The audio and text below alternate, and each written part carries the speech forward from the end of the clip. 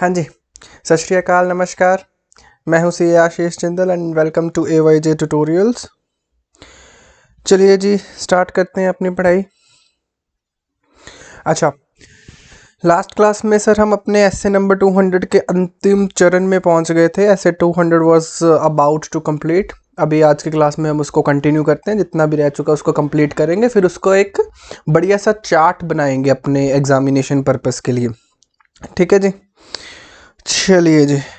So, without wasting any time, let's start.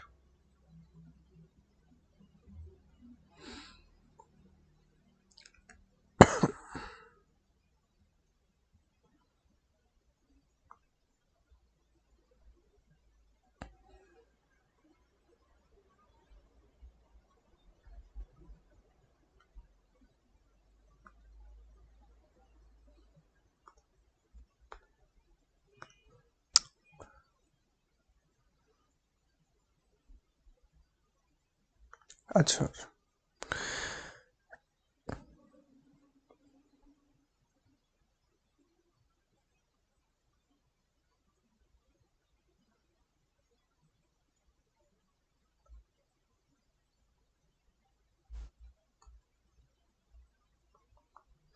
चलिए जी। सबसे पहले तो हम लास्ट क्लास की थोड़ी सी रिवीजन कर लेते हैं, क्या किया था हमने। सर, लास्ट क्लास में हमने रिक्वायरमेंट्स करी थी ऐसे नंबर 200 की। तो ऐसे नंबर 200 में जब हम रिक्वायरमेंट्स की बात करते हैं तो उसमें 5 रिक्वायरमेंट्स आती हैं, 1 2 3 4 एंड 5। चलिए सर, फर्स्ट रिक्वायरमेंट कौन सी थी सर? आज इसको हम एक चार्ट फॉर्म में भी बना देंगे, आपको बनवा देंगे आप तो, क्योंकि एग्जामिनेशन पर्पस के लिए आपको जब चार्ट्स में से प्रिपेयर करेंगे तो ऑब्वियसली बहुत ज़्यादा इजी हो जाएगा। बट अभी आपके लिए चार्ट्स में से पढ़ना इजी हो जाएगा, क्योंकि अभी आपने डिटेल में ऑडिट प्रोनाउंसमेंट में से इसको पढ़ चुके हैं हम। तो अभी चार्ट्स बनाएंगे, खुद से बनाएंगे, और आपको मैं अपना एक छोटा सा वर्ड में भी मैंने एक इसका चार्ट प्रिपेयर किया था, वो भी दिखा दूंगा कि कैसे होता है। चलिए जी, स्टार्ट करते हैं। सबसे पहले हमने सर इसकी एथिकल रिक्वायरमेंट्स के बारे में देखा था। तो फर्स्ट रिक्वायरमेंट क्या थी इसकी, कि ऑडिटर को किस चीज़ को कंप्लाई करना है। ऑडिटर को सारी की सारी जो एथिकल रिक्वायरमेंट्स हैं, एथिकल रिक्वायरमेंट्स जो भी हमारे कोड ऑफ कंडक्ट, मैंने आपको बताया था कि सर ICAI का एक कोड ऑफ कंडक्ट होता है।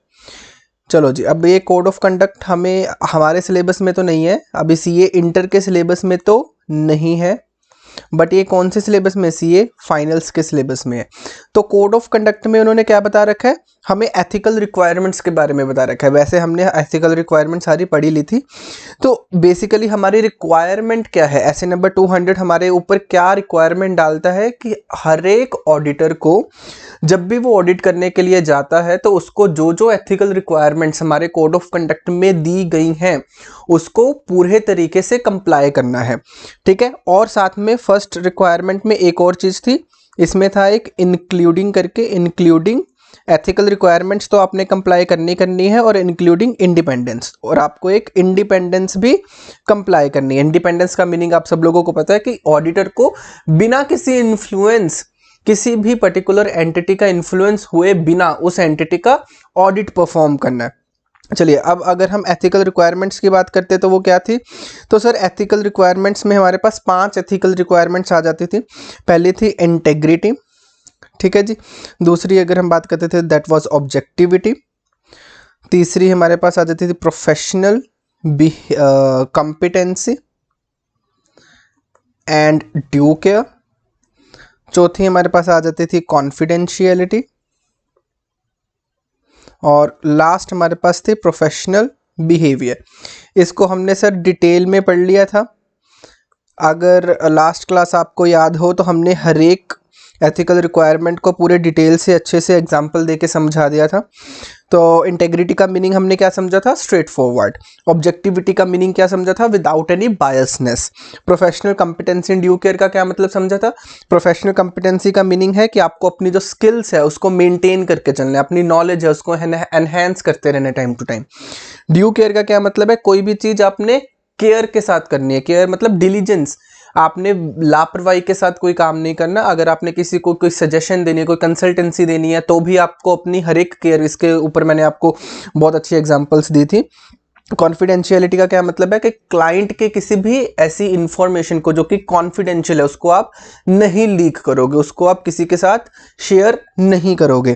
प्रोफेशनल बिहेवियर तो आप सब लोगों को पता है कि हमारे को एक प्रोफेशनल बिहेवियर मेंटेन करके चलना पड़ता है क्योंकि वी रिप्रेजेंट ICAI। ठीक है जी, तो ये हमारी फर्स्ट रिक्वायरमेंट थी। सेकेंड रिक्वायरमेंट थी हमारे पास प्रोफेशनल स्केप्टिसिज्म। अब ये प्रोफेशनल स्केप्टिसिज्म की पहले मीनिंग हम बाद में देख लेते हैं, पहले हम रिक्वायरमेंट देखते हैं। रिक्वायरमेंट क्या है कि हर एक ऑडिटर को अपने जब भी उसने ऑडिट को प्लान करना है या परफॉर्म करना है, उस प्लानिंग एंड परफॉर्मिंग में उसको प्रोफेशनल स्केप्टिसिज्म मेंटेन करके चलना पड़ेगा। अब प्रोफेशनल स्केप्टिसिज्म का मीनिंग क्या था कि आपको अपना दिमाग खोलना है, शक की दिमाग बनाना है, अलर्ट। हमारा दिमाग क्या होना चाहिए? अलर्ट होना चाहिए हर एक उस सिचुएशन पे जहां कहीं भी एक इंडिकेशन मिले कि यहां पे मिस स्टेटमेंट हो सकती है। बेसिकली क्या कहना चाहते हैं कि आपको हर एक टाइम क्वेश्चनिंग माइंड का होना चाहिए। कोई भी चीज अगर आपके सामने लाकर दे दिया जाता है, मैनेजमेंट ने आपको कुछ बोल दिया या मैनेजमेंट ने आपको कोई एविडेंस दिया, तो आपको एज इट इज उसको एक्सेप्ट नहीं करना, आपको अपना दिमाग चलाना है, आपको सोचना है कि क्या इसमें कोई गड़बड़ होने के चांसेस हैं या नहीं है। तो there might be some situations which indicate कि आपको लगता है, ये इंडिकेटर्स होते हैं बहुत सारे। जब आप प्रैक्टिकली ऑडिट करते हो तो बहुत सारे इंडिकेटर्स होते हैं जहां पे आपको शक पैदा ऑटोमेटिकली हो जाता है और यहां पे संभावना हो सकती है कि मिस स्टेटमेंट हो। तो ये एक एटीट्यूड होता है। आप सब लोगों को मैंने इसकी डेफिनेशन लास्ट क्लास में बताई थी। Professional scepticism is just an attitude. Attitude होता है हमारा जिसमें क्वेश्चनिंग माइंड का एटीट्यूड होता है, ठीक है, जिसमें हम शक करते हैं। और ये स्केप्टिसिज्म हमसे हर एक ऑडिटर से क्या कर लिया, अब ICAI ने क्या कर लिया, रिक्वायर्ड कर दिया कि आपको इट इज मैंडेटरी। अगर आप ऐसे नहीं है, अब आपको पता है कि आर्टिकलशिप में अब ICAI ने 3 साल की आर्टिकलशिप क्यों रिक्वायर्ड करी है? इसीलिए रिक्वायर करी है ना कि आपको भी हर एक चीज के, हर एक CA की जो रिक्वायरमेंट है उसके बारे में आपको पता चले कि प्रोफेशनल स्केप्टिसिज्म ऑब्वियसली कोई भी बच्चा, हम बोलते हैं कि CA जब हम स्टार्ट करते हैं CPT या फाउंडेशन पे स्टार्ट करते हैं या आफ्टर ग्रेजुएशन अगर कोई स्टार्ट करता है तो उसको उस टाइम पे नहीं पता ना कि CA का काम क्या होता है।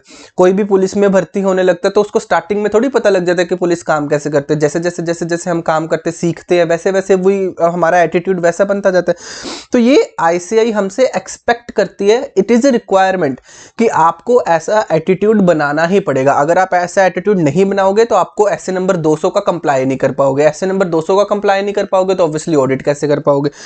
तो professional scepticism is compulsory. Third चीज क्या थी हमने पढ़ी? Professional judgement. तो जजमेंट में हमने क्या पढ़ा था कि जहां पे हमने अपनी जो एक्सपीरियंस है हमारा, जो हमारे पास नॉलेज है, उन सारे एक्सपीरियंसेस को, नॉलेज को अप्लाई करना जब भी हमने कभी भी ऑडिट का डिसीजन लेना है। ऑडिट करते टाइम मैंने आपको बहुत सारी चीजें बताई थी कि बहुत सारी सिचुएशंस ऐसी होती हैं जहां पे ऑडिटर को अपनी प्रोफेशनल जजमेंट लगा के डिसीजन लेना पड़ता है। तो वहां पे इट इज रिक्वायर्ड, हमारे ICAI ने एक रिक्वायरमेंट डाल दी कि आपको तब अपना सारा एक्सपीरियंस, सारी नॉलेज अप्लाई करके तब डिसीजन लेना है। ऐसे फालतू में बिना ड्यू केयर के आपने डिसीजन नहीं ले लेना, ठीक है। और फोर्थ रिक्वायरमेंट हमारे पास थी कि आपने सारे एसेस का कंप्लाई कर, सॉरी, पहले एसेस से कंप्लाई से पहले एक रिक्वायरमेंट थी, that is sufficient and appropriate audit evidence की। अब आपको पता है बहुत सारे स्टूडेंट्स हैं जिनको ये लगता है कि ये जो sufficient and appropriate audit evidence की रिक्वायरमेंट है ना, ये पता है कहाँ पे डाली गई है? बहुत सारे लोगों को इसकी क्लियरिटी नहीं है। अब ये रिक्वायरमेंट सिर्फ 2 एसेज में, एक्चुअल में it is required under essay number 200 जो कि आप पढ़ रहे हो, और एक एसे नंबर 330 वहां पे जाके पढ़ोगे। ये 2 एसेज में ये चीजें रिक्वायर्ड है, और एसे नंबर 315 में भी थोड़ा सा इसका पार्ट दे रखा है। बट लोगों को, स्टूडेंट्स को गलत फहमी है क्योंकि यहाँ पे वर्ड एविडेंस आ चुका है ना। अब एक ऑडिट एविडेंस करके एक स्टैंडर्ड आता है एसे नंबर 500, और बच्चे वहां पे लिखाते हैं एज पर एसे नंबर 500 कि it is mandatory for an auditor to obtain sufficient and appropriate audit evidence, जो कि बिल्कुल गलत है। ऐसे 500 में कहीं भी ये रिक्वायरमेंट नहीं डाली गई कि आपको sufficient and appropriate audit evidence obtain करने हैं। ये रिक्वायरमेंट कहाँ, कंपल्सरी कौन सा स्टैंडर्ड करता है? That is essay number 200। अभी आप एसे नंबर 200 पढ़ रहे हो, तो एसे नंबर 200 का अगर आप फोर्थ रिक्वायरमेंट देखोगे तो वहां पे साफ साफ लिखा है कि हर एक ऑडिटर को sufficient and appropriate audit evidence obtain करने हैं। ठीक है, ऑडिट एविडेंसेस क्या होते हैं? जो इंफॉर्मेशन हम ऑडिट प्रोसीजर्स, जब ऑब्वियसली जब हम ऑडिट प्रोसीजर्स लगाते हैं तो बहुत सारी इंफॉर्मेशन हमें गैदर होती है, तो वो सारी इंफॉर्मेशन जिसके बेस के ऊपर हम अपना कंक्लूजन लेते हैं कि हमने अगर कंक्लूजन लिया कि मिस स्टेटमेंट है या मिस स्टेटमेंट नहीं है, मटेरियल मिस स्टेटमेंट है या मटेरियल मिस स्टेटमेंट नहीं है, कोई भी कंक्लूजन अगर हमने लिया तो वो किसी आधार पे लिया होगा ना, किसी बेस के ऊपर लिया होगा ना कोई इंफॉर्मेशन तो हमारे पास होगी, कोई एविडेंस तो हमारे पास होगा जिसके बेस के ऊपर हम ये कंक्लूड कर रहे हैं कि मिस स्टेटमेंट है या नहीं है। तो वो बेस, वो इंफॉर्मेशन, वो evidence is called audit evidence. And वो ऑडिट एविडेंस क्या होना चाहिए? सफिशिएंट होना चाहिए एंड एप्रोप्रिएट होना चाहिए। सफिशिएंट का मतलब क्या था कि क्वांटिटी, उसकी क्वांटिटी जो हो वो अच्छी खासी हो। जैसे मैंने आपको सैलरी के एग्जांपल लेके बताया था कि भाई सैलरी कंप्लीटली चेक तो हो जाए ना, सैलरी के कितने सारे एलिमेंट्स है, टीडीएस है, हमारे पास ग्रेच्युटी है, हमारे पास पीएफ है। अगर हम बोलें कि सीधा सीधा एक एलिमेंट चेक कर लो, दैट इज ओके, डन हो गया, एग्रीमेंट देख लिया, काम खत्म। नहीं, आपको तो बहुत कुछ देखना पड़ेगा, बैंक स्टेटमेंट, टीडीएस कंप्लायंसेस देखने पड़ेंगे, टीडीएस के चलान्स देखने पड़ेंगे, टीडीएस की रिटर्न देखनी पड़ेगी, ईपीएफ के आपको वो डिपॉजिट्स देखने पड़ेंगे, ग्रेच्युटी की रिक्वायरमेंट्स, बहुत सारा कुछ होता है सर। और अप्रोप्रिएट का क्या मतलब पढ़ा था आपने? अप्रोप्रिएट का मतलब पढ़ा था relevance and reliability. Reliability of audit evidence होना चाहिए और जो ऑडिट एविडेंस के बेस के ऊपर आप डिसीजन लेने हो वो रेलेवेंट भी होना चाहिए। ठीक है जी। और लास्ट रिक्वायरमेंट इस स्टैंडर्ड की क्या थी? ये लास्ट रिक्वायरमेंट हमारी आधी हुई थी, अब इसी को हम कंटिन्यू करेंगे। लास्ट रिक्वायरमेंट में हमने पढ़ा था कि हर एक जो सीए है उसको जो एसए नंबर 200 है उसका तो कंप्लाई करना ही करना है, वो तो हमें पता ही है। अब हर एक स्टैंडर्ड में लिखा नहीं होगा कि मुझे मेरा आप मेरी हर एक रिक्वायरमेंट्स को कंप्लाई करो, ये करो। तो एसए नंबर 200 में लिख दिया कि आपको जब भी आपने कभी भी ऑडिट करना है तो सारे स्टैंडर्ड्स जो कि रेलेवेंट हैं, ऑल रेलेवेंट स्टैंडर्ड्स। अब रेलेवेंट का मीनिंग मैंने आपको समझाया था। सारे रेलेवेंट स्टैंडर्ड्स जो हैं, आपको उनकी जो रिक्वायरमेंट्स है, जो उसके ऑब्जेक्टिव्स है। अब मैंने आपको एसएस का पैटर्न समझाया हुआ है कि सर हर एक स्टैंडर्ड में ऑब्जेक्टिव होता है और फिर उस ऑब्जेक्टिव को अचीव करने के लिए बहुत सारी रिक्वायरमेंट्स दी जाती है। तो यहाँ पे लिख दिया कि आपने हर एक जो रेलेवेंट स्टैंडर्ड है उनके ऑब्जेक्टिव्स को अचीव करना है। और ये अचीव होंगे कैसे? जो वहां पे रिक्वायरमेंट्स दे रखी हैं उनको कंप्लाई करके। इज इट ऑब्वियसली, ये तो कॉमन सेंस हो गया ना। ऑब्जेक्टिव अचीव कैसे होगा? जो वहां पे हर एक पर्टिकुलर स्टैंडर्ड में रिक्वायरमेंट्स लिखी होंगी उसी को अचीव करके तो ऑब्जेक्टिव अचीव होगा ना। सो दिस इज कॉल्ड, ये हमारे पास फिफ्थ जो हमारी रिक्वायरमेंट है। चलिए अब इसको कंटिन्यू करते हैं, ये लास्ट क्लास का हमारा रिवीजन हो गया। अब हमारी जो फिफ्थ रिक्वायरमेंट है एक बार उसको लिख लेते हैं कि आपको क्या करना है ऑडिटर, जो रेलेवेंट स्टैंडर्ड ऑन ऑडिटिंग है, रेलेवेंट स्टैंडर्ड ऑन ऑडिटिंग, आपको उसका क्या करना है? कंप्लाई करना है। कंप्लाई का क्या मतलब हो गया कि आपको जब भी आप कभी ऑडिट करने जाते हो तो ऐसा नहीं है कि कोई स्टैंडर्ड जो कि रेलेवेंट है, रेलेवेंट का क्या मतलब था कि आपके ऊपर एप्लीकेबल होना चाहिए, वो उस एंटिटी के ऊपर एप्लीकेबल होना चाहिए। और अगर वो स्टैंडर्ड रेलेवेंट है बट फिर भी आप उसका कंप्लाई नहीं कर रहे हैं तो क्या हो जाएगा? एसए नंबर 200 की रिक्वायरमेंट का आपने क्या कर दिया? आपने उसको पूरा नहीं किया, उस रिक्वायरमेंट के आप क्या हो गए? अगेंस्ट हो गए। अच्छा, अब मुझे एक बात बताओ, हमारे स्टैंडर्ड ने यहाँ पे एक बात बोल दी कि आपको पता है कि जो मैंने आपको लास्ट क्लास में भी ये चीज़ आई थिंक बता दी थी कि जब हम ऑडिट की रिपोर्ट बनाते हैं, ऑडिट की एक रिपोर्ट बनती है, उस रिपोर्ट में ये स्पेसिफिकली मेंशन किया जाता है कि जो ऑडिटर ने ऑडिट किया है वो जो सारे रेलेवेंट स्टैंडर्ड्स हैं उनको कंप्लाई करके किया है। तो हमारे स्टैंडर्ड ने ये बोल दिया कि अगर आपने किसी भी स्टैंडर्ड का कंप्लाई नहीं किया तो ये लाइन आप अपने स्टैंडर्ड जो रिपोर्ट है उसमें नहीं लिखोगे। तो ऑडिट रिपोर्ट में ये लाइन तभी आएगी अगर आपने एक्चुअल में सारे स्टैंडर्ड्स को कंप्लाई किया है। ऐसा नहीं होना चाहिए। अब ये मैं बात आपको अब बहुत सारे बच्चे ये सोच रहे होंगे कि सर ऑब्वियस है, ये तो बहुत बट ऑब्वियस है कि अगर हमने कंप्लाई नहीं किया है तो हम क्यों लिखेंगे। नहीं, ऐसा होता है कि बहुत बारी क्या होता है ना कि ये जो ऑडिट रिपोर्ट के फॉर्मेट्स होते हैं ना, ये as it is copy paste किए जाते हैं क्योंकि इनके फॉर्मेट स्टैंडर्ड फॉर्मेट होते हैं। अब आपको भी पता होगा जो आपने देखा होगा, अगर कोई आर्टिकलशिप में होगा तो उन्होंने देखा होगा कि जब भी कोई ऑडिट रिपोर्ट बनती है तो हम क्या करते हैं, एक फॉर्मेट उठाते हैं, उसमें एडिटिंग करना स्टार्ट कर देते हैं एज पर अवर ऑब्जर्वेशंस। तो उसको हम एडिट करना स्टार्ट कर देते हैं। तो ये स्टैंडर्ड, अब सीएस ने स्टैंडर्ड बनाया तो उनको पता है कि भाई हर एक सीए क्या करेगा, फॉर्मेट उठाएगा, उसमें से एडिटिंग करेगा। तो कहते हैं फॉर्मेट में ये लाइन एज ए, हम बोलते हैं डिफॉल्ट लिखी होती है। तो हर एक स्टैंडर्ड में बाय डिफॉल्ट ये लाइन आ रही होगी कि ऑडिटर ने सारे स्टैंडर्ड्स को कंप्लाई करके हुए अपनी रिपोर्ट दी है। तो कहते अगर आपने ये डिफॉल्ट वाला फॉर्मेट उठाओगे आप, तो उसमें से ये लाइन को डिलीट कर देना अगर आपने अपने स्टैंडर्ड्स को कंप्लाई नहीं किया है। चलिए ये बात भी हो गई कंप्लीट।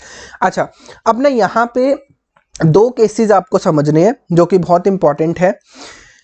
अब एक केस क्या है, एक केस है कि मैंने आपको बताया ना कि बाकी जो सारे स्टैंडर्ड्स होते हैं, हर एक स्टैंडर्ड में जैसे अभी जो फॉर्मेट होता है उनका क्या होता है कि सबसे पहले ऑब्जेक्टिव दिया जाता है, फिर रिक्वायरमेंट्स होती हैं।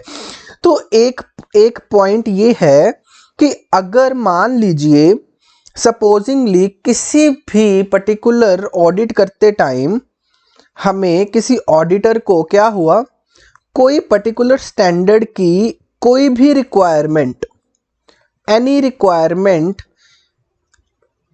ये लग रहा है कि ये मेरे से ये रिक्वायरमेंट जो है ये पूरी नहीं होनी। अब मान लीजिए कोई भी स्टैंडर्ड उठा लीजिए, सपोजिंगली कोई भी इसने हमारे पास ऐसे नंबर, चलो अभी आपने बाकी स्टैंडर्ड नहीं पढ़े हैं तो हम एग्जांपल नहीं लेते हैं किसी स्टैंडर्ड की। आप ऐसे सोच लीजिए कोई भी रिक्वायरमेंट्स है किसी स्टैंडर्ड की, सपोजिंगली 5 रिक्वायरमेंट्स है, उसमें से एक रिक्वायरमेंट है वो ये ऑडिटर जो है वो ये सोच रहा है कि ये रिक्वायरमेंट मेरे से अप्लाई नहीं की जाएगी, देयर में be any kind of difficulty. उसको लगता है कि ये रिक्वायरमेंट से मैं डिपार्चर हो जाऊंगा, डिपार्चर मतलब कि ये रिक्वायरमेंट मैं कंप्लाई नहीं कर सकता। तो यहाँ पे हमारे स्टैंडर्ड हमें गाइडेंस प्रोवाइड करते हैं कि ऐसे नंबर 200 हमें क्या कहते हैं कि अगर आपका कभी भी ऐसा केस होता है कि आपको लगता है कि ये किसी पर्टिकुलर स्टैंडर्ड की कोई भी पर्टिकुलर रिक्वायरमेंट को आप कंप्लाई नहीं कर पा रहे, तो आप क्या करेंगे, आप ये चीज देखेंगे कि आप एडिशनल प्रोसीजर्स लगा लें।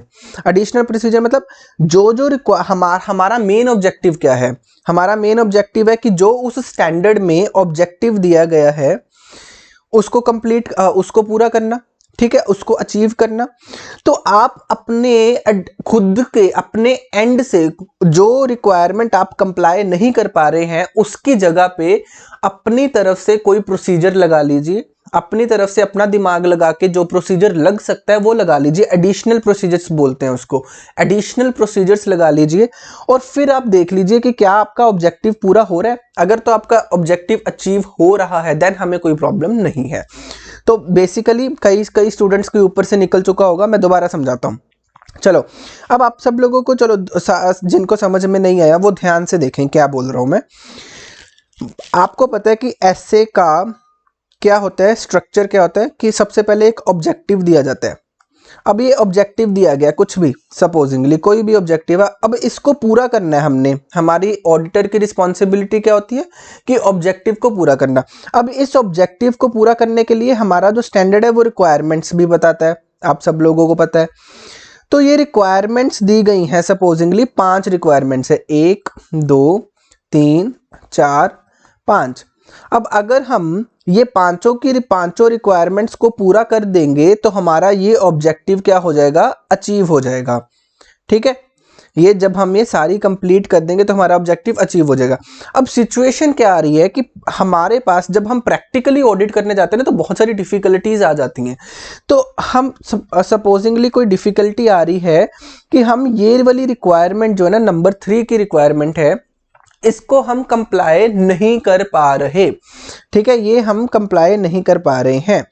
तो अब इस सिचुएशन में हम क्या करें, क्योंकि हमारे लिए तो सारी रिक्वायरमेंट्स को पूरा करना कंपलसरी है।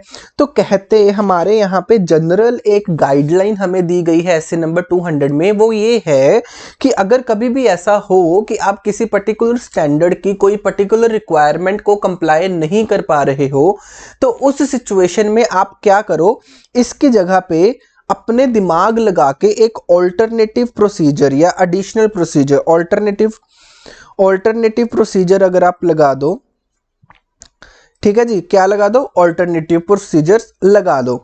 अब आपने क्या किया, ऑल्टरनेटिव प्रोसीजर लगा दिया। अब आप क्या करो, देखो कि जो ये ऑब्जेक्टिव था क्या ये अचीव हो रहा है। ठीक है, बेसिकली हमने क्या किया, जो ऐसे ने बोला गया था वो हमसे लग नहीं रहा था, तो इसलिए हमने इसकी जगह पे अपने जो दिमाग लगा के प्रोसीजर सोचा वो लगा दिया। फिर हम क्या देखेंगे कि क्या जो हमारा ऑब्जेक्टिव था, एम था, क्या ये अचीव हो रहा है।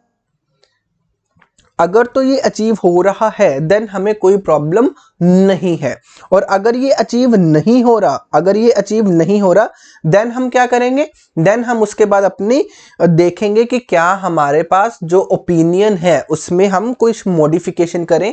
मतलब अगर हमारे पास ऑब्जेक्टिव अचीव नहीं हो रहा तो हम कौन सा ओपिनियन देंगे, हम अपना ओपिनियन में क्या कर देंगे, मॉडिफिकेशन कर देंगे।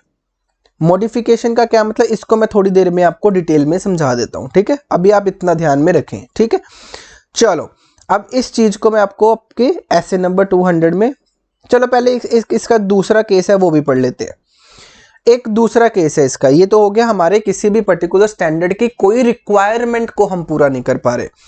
अब दूसरा केस क्या है कि क्या हो रहा है कि हम कोई स्टैंडर्ड जो है ये रेलेवेंट है, कोई भी स्टैंडर्ड है ये रेलेवेंट स्टैंडर्ड है। ठीक है, ओके सर, बट ये स्टैंडर्ड में जो ऑब्जेक्टिव दिया गया है it is not, it can not be achieved, ये हमसे अचीव नहीं हो सकता। चलिए जी, अब ये एक केस है कि हमारे पास पर्टिकुलरली किसी स्टैंडर्ड में कोई ऑब्जेक्टिव है बट ऑडिटर से ये ऑब्जेक्टिव अचीव नहीं हो सकता। There may be some possibilities. अब मैं आपको इसकी ना प्रैक्टिकली एग्जांपल्स किसी स्टैंडर्ड, जब मैं आपको कोई अच्छे से स्टैंडर्ड्स पढ़ा दूंगा ना तभी बता पाऊंगा, क्योंकि अभी आपको बाकी स्टैंडर्ड्स की नॉलेज नहीं है। अभी आप जनरल कॉन्सेप्ट बना के चलें कि ऐसा हमारे स्टैंडर्ड में गाइडेंस दे रखी है कि अगर किसी ऑब्जेक्टिव, किसी स्टैंडर्ड का ऑब्जेक्टिव अचीव नहीं हो सकता, यहाँ पे वर्ड क्या है, कैन नॉट, कि हो ही नहीं सकता।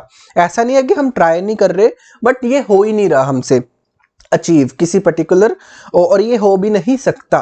ठीक है, किसी पर्टिकुलर स्टैंडर्ड का ऑब्जेक्टिव। तो उस केस में हम क्या करेंगे, उस केस में हमको क्या देखना पड़ता है कि हमारा जो ओवरऑल ऑब्जेक्टिव है, ओवरऑल ऑब्जेक्टिव कौन सा ऑब्जेक्टिव है, दैट इज एसए नंबर 200 का जो ओवरऑल ऑब्जेक्टिव है वो क्या था कि आपने मिस स्टेटमेंट्स ढूंढनी, ओपिनियन देना, रीजनेबल एश्योरेंस ऑब्टेन करनी। मैंने आपको ये कल की क्लास में बता दिया था ना कि सर ये जो एसए नंबर 200 का जो ऑब्जेक्टिव है ये ओवरऑल ऑब्जेक्टिव है, और बाकी के जो सारे स्टैंडर्ड्स है उसमें जो ऑब्जेक्टिव्स दे रखे हैं वो सारे जब हम कंप्लाई कर देंगे तो हमारा ओवरऑल ऑब्जेक्टिव जो है वो अचीव हो जाएगा। ठीक है, तो हमारा यहाँ पे काम है ये देखना कि अगर सपोजिंगली किसी पर्टिकुलर स्टैंडर्ड का ऑब्जेक्टिव नहीं भी अचीव हो रहा, क्या हमारा ओवरऑल ऑब्जेक्टिव अचीव हो रहा है। तो हम ये देखेंगे अगर तो ये ओवरऑल ऑब्जेक्टिव अचीव हो रहा है, यस, तो हमें कोई प्रॉब्लम नहीं है। अगर ये ओवरऑल ऑब्जेक्टिव अचीव नहीं हो रहा, नो, देन हम क्या कर देंगे, अपना ओपिनियन सेम इस ऐसे जैसे हमने पहले वाले केस में किया था, हम अपना ओपिनियन क्या कर देंगे, मॉडिफाई। अब इसका मीनिंग क्या है ये मैं अभी आपको बताता हूँ, बट पहले हम इस चीज को एक बार हमारे स्टैंडर्ड में से पढ़ लेते हैं ताकि हमें अच्छे से क्लियर हो जाए।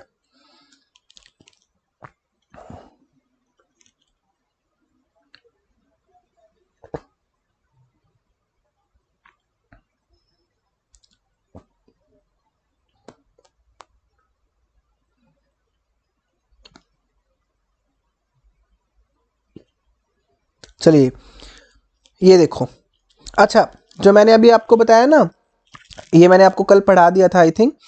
ये देखो 21 नंबर पॉइंट पे लिखा है कि अगर आपने ओवरऑल ऑब्जेक्टिव, ये देखो क्या लिखा है,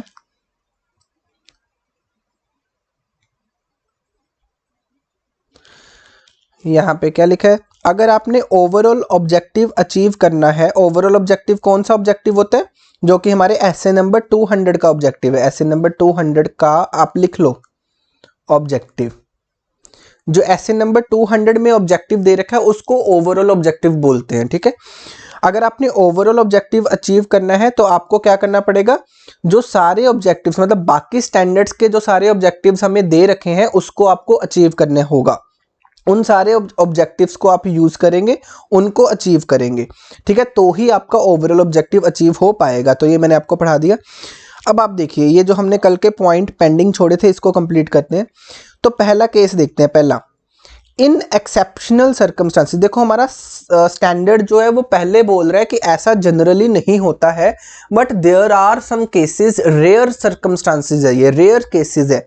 रेयर केसेस में ऐसा हो सकता है कि ऑडिटर में जज it necessary to depart from a relevant requirement, कि किसी पर्टिकुलर स्टैंडर्ड की कोई रिक्वायरमेंट है वो हम हमारे लिए नेसेसरी है। इट इज हम ऐसा नहीं है कि हमारे लिए ऑप्शनल है, ये हमारे लिए नेसेसरी है कि हम उसको अचीव नहीं कर पा रहे, हमें उससे डिपार्चर करना पड़ रहा है।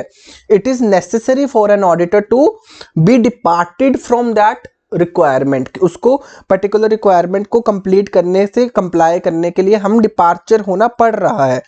तो यहां पे देखो, ऑडिटर में जज it is necessary to depart from a relevant requirement in an SA. उस सर्कमस्टांसिस में हम क्या करेंगे, ठीक है, ऑडिटर शेल, क्या लिखा है, शेल, में नहीं है। शेल मतलब कि अभी इट इज कंपल्सरी, जो अभी आगे लिखा होगा वो आपको करना पड़ेगा। अगर ये सिचुएशन हो गई तो आप क्या करोगे, ऑल्टरनेटिव ऑडिट प्रोसीजर परफॉर्म करोगे। तो मैंने भी आपको ये बोला ना कि जो रिक्वायरमेंट आपसे अचीव नहीं हो पा रही है, आपको लग रहा है कि इससे इस पर्टिकुलर रिक्वायरमेंट से आपको डिपार्चर करना पड़ेगा, तो ठीक है, उस रिक्वायरमेंट के ऊपर कांटी लगा दो। आप क्या करो, अपनी रिक्वायरमेंट बना, अपनी एक पर्टिकुलर ऑडिट प्रोसीजर फ्रेम करो, क्योंकि हर एक रिक्वायरमेंट ना ऑडिट प्रोसीजर ही बताता है कि ऑडिटर को ये करना है, ये करना है, ये करना है। तो वो रिक्वायरमेंट में जो ऑडिट प्रोसीजर था वो आप अचीव नहीं कर पा रहे हैं, वो उससे आप डिपार्चर कर रहे हैं, तो उसको क्रॉस कर दो। आप क्या करो, अपना वाला एक ऑडिट प्रोसीजर डिजाइन कर लो, फ्रेम कर लो, उसको बोलो ऑल्टरनेटिव ऑडिट प्रोसीजर, ठीक है। तो अब आपने क्या करना है, ultimately to achieve the aim, aim का मतलब क्या हो गया, objective, objective of that requirements. तो जो रिक्वायरमेंट्स होती है उसका जो एम है, जो उसका ऑब्जेक्टिव है, क्या वो पूरा हो पा रहा है, ठीक है।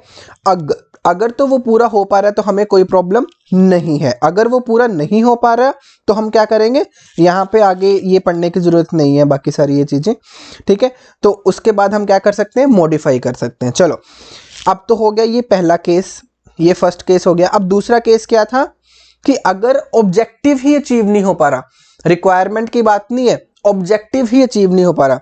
देखो क्या लिखा है, if an objective in a relevant standard can not be achieved, can not be achieved, ये हो ही नहीं सकता। देखो अब यहां पे ये वर्डिंग के ऊपर ध्यान दिया करो। आपको स्टैंडर्ड जो मैं पढ़ना सिखा रहा हूं तो आप ये चीजें सीखा करो कि हम वर्डिंग्स के ऊपर ध्यान देते हैं। देखो कैन नॉट लिखा है, कैन नॉट का मतलब है कि ऑडिटर के बस की बात नहीं है। ये नहीं है कि ऑडिटर सोच रहा है कि चलो यार ये स्टैंडर्ड का मैं कंप्लाई नहीं करता, छोड़ो, ऐसा नहीं है। ऑडिटर के बस की बात नहीं है, it can not be achieved, कि सर्कमस्टांसेस ऐसे हैं कि हमसे, मैं आपको चलो एक दो एग्जांपल्स बनाने की कोशिश करता हूं तो आपको बताता हूं। पहले आप एक बार पढ़ लो, if an objective in a relevant standard can not be achieved the auditor shall, देखो फिर से वर्ड क्या लिखा है, शेल, नॉट मे, आपको कोई चॉइस नहीं दी जा रही। अगर ये सिचुएशन हो गई तो आपको ये करना पड़ेगा, क्या, shall evaluate whether this prevents the auditor from achieving the overall objective। मतलब हम देखेंगे कि क्या हमारा ओवरऑल ऑब्जेक्टिव इस वजह से अचीव होने में कोई प्रॉब्लम तो नहीं हो रही। मतलब अगर हमारे पास किसी पर्टिकुलर स्टैंडर्ड का ऑब्जेक्टिव अचीव नहीं हो पा रहा, इस वजह से हमारा ओवरऑल ऑब्जेक्टिव अचीव हो पा रहा है या नहीं हो पा रहा, मतलब हम ये चीज इवैल्यूएट करेंगे, ठीक है। अगर तो हमारा हो पाया ओवरऑल ऑब्जेक्टिव अचीव, देन कोई प्रॉब्लम नहीं है। अदरवाइज हम क्या करेंगे, मॉडिफाई कर देंगे अपना ओपिनियन, ठीक है जी। ओके, बाकी ये चीजें अभी पढ़ने की जरूरत नहीं है। चलिए, इतनी बात समझ में आती है। अभी आपको देखते हैं कोई एग्जांपल अगर बन पाए, क्योंकि अभी आपने बाकी स्टैंडर्ड्स पढ़े नहीं है ना।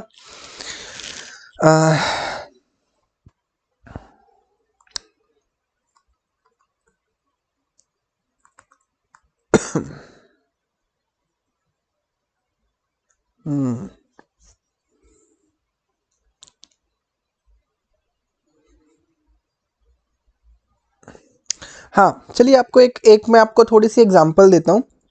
अभी आगे जाके ना आप एक स्टैंडर्ड्स पढ़ेंगे, काफ़ी स्टैंडर्ड्स हैं जिसमें आपको लिखा होगा कि आपको जैसे एक सर्विस ऑर्गेनाइजेशन का एक स्टैंडर्ड आएगा, बट वो आपके सिलेबस में है या नहीं है। आई थिंक ऐसे नंबर 4 और 2 आपके सिलेबस में ही नहीं है।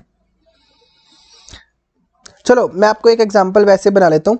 सपोजिंगली किसी पर्टिकुलर रिक्वायरमेंट में, किसी पर्टिकुलर स्टैंडर्ड की एक रिक्वायरमेंट में ये लिखा हुआ है कि ऑडिटर, आपको क्या करना है, auditor shall obtain written representation from management.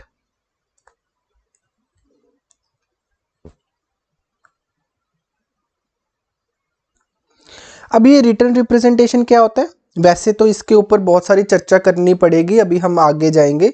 तो रिटर्न रिप्रेजेंटेशन ये खुद में इसके ऊपर एक स्टैंडर्ड भी है रिटर्न रिप्रेजेंटेशन के ऊपर। सपोजिंग रिटर्न रिप्रेजेंटेशन क्या होता है ना, एक सिंपल हम बोलते हैं कि जैसे मैनेजमेंट ना बहुत सारी चीज़ें हमें दावे करती है। आप सब लोगों को पता है कि जब हम किसी पर्टिकुलर एंटिटी के ऑडिट करने जाते हैं तो मैनेजमेंट बहुत सारे दावे करती है। हाँ जी जी, ये चीज़ ऐसे है, ये चीज़ ऐसे है, ये चीज़। तो एक सबूत के तौर पे ना हम रिटर्न रिप्रेजेंटेशन लेके रख लेते हैं कि आप हमें लिखित में दे दो कि जो आप बोल रहे हो वो आप लिख के दे दो, ताकि कल को आप मुकर ना जाओ। ठीक है, क्योंकि आपने बोला तो आपने लिखित में जैसे मेल वगैरह पे ले लिया या फिर लिख के ऊपर साइन करके ले लिया, तो कल को हम दिखा सकते हैं कि देखो मैनेजमेंट आपने हमें लिख के दिया था। और ये जो रिटर्न रिप्रेजेंटेशन होते हैं ना, ये बाकी कई स्टैंडर्ड्स होते हैं जहां पे हमें बोल दिया जाता है कि इस बात की आप रिटर्न रिप्रेजेंटेशन लेके रख लो। ठीक है, कि सपोजिंगली किसी भी स्टैंडर्ड में ये बोल दिया कि आप ये पर्टिकुलर चीज की एक रिटन रिप्रेजेंटेशन लेके रख लो ऑडिटर, ये हमें एक रिक्वायरमेंट दे दी हमारे किसी स्टैंडर्ड ने। अब सपोजिंगली मैनेजमेंट में क्या हो रहा है, अब ये जो मैनेजमेंट के जो पर्सन है ये रिटन रिप्रेजेंटेशन हमें नहीं दे रहे हैं, इन्होंने हमें रिटन रिप्रेजेंटेशन देने से मना कर दिया, साफ साफ मना कर दिया। ठीक है जी, अब मुझे ये बताओ ये पॉसिबल है मेरे लिए रिटन रिप्रेजेंटेशन ऑब्टेन करना? क्योंकि मैनेजमेंट साफ साफ मुझे मना कर रहा है कि मैं रिटन रिप्रेजेंटेशन नहीं दूंगा, या फिर देयर इज अ प्रॉब्लम कि वो रिटन रिप्रेजेंटेशन दे ही नहीं सकते, कि जो ऑथोराइज्ड पर्सन है रिटन रिप्रेजेंटेशन देने का, सपोजिंगली उसके घर में डेथ हो गई और हमारी ऑडिट की टाइमलाइन बहुत नजदीक है, सपोजिंगली ऐसे केसेस भी हो सकते हैं। यस, सपोजिंगली मैनेजमेंट में क्या है, जो ऑथोराइज्ड पर्सन है, अब हर एक पर्सन थोड़ी लिख के दे देगा सारी कंपनी के बिहाफ पे, तो वहां पे ऑब्वियसली ऑथोराइज्ड पर्सन होंगे ना, कुछ जो एमडीज लेवल के होते हैं ना, वो ऑथोराइज्ड पर्सन होते हैं और कोई ऑथोराइज नहीं होता।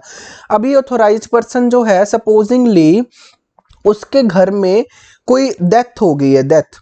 अब ये पर्सन जो है ऑथोराइज्ड पर्सन, इसके घर में डेथ है और ये बेचारा रो रहा है, और इसको जाके हम बोलते हैं कि भाई ऑडिट का काम है, आप हमें रिटन रिप्रेजेंटेशन लिख के दो। इज इट आप मुझे बताओ, इज इट पॉसिबल कि हम उसके घर पे जाएं, उसको बोले कि आप हमें रिटन रिप्रेजेंटेशन दे दो, और हमारे ऑडिट को कंप्लीट करने के लिए सिर्फ 2 दिन बचे हैं, हमने सारा टाइम कर लिया, हमारे पास सिर्फ रिटन रिप्रेजेंटेशन लेनी बाकी थी और उसको 2 दिन बचे हैं सिर्फ। अब ये क्या है कि मैनेजमेंट देना तो चाहती है बट हम ले नहीं पा रहे हैं, क्योंकि सर्कमस्टांसेस ऐसे हैं कि वो जो रिक्वायरमेंट है उससे डिपार्चर होना नेसेसरी है ना। आप ये बताओ ना, किसी पर्सन के घर पे आप जाके बोल थोड़ी दोगे कि भाई मैंने तो ऑडिट कंप्लीट करना है, आप मुझे जब तक लिख के नहीं दोगे मैं तो साइन नहीं करूंगा। वो बंदा बोलेगा कि मैं तो पहले परेशान बैठा हूं, ठीक है, मेरे घर में तो डेथ हो चुकी है, अब मैं क्या करूं, मैं तुम्हें पहले लिख के दूं। ठीक है, वो बोलेगा भाड़ में जाओ, जो करना करो, कंपनी डूबती है तो डूब दे।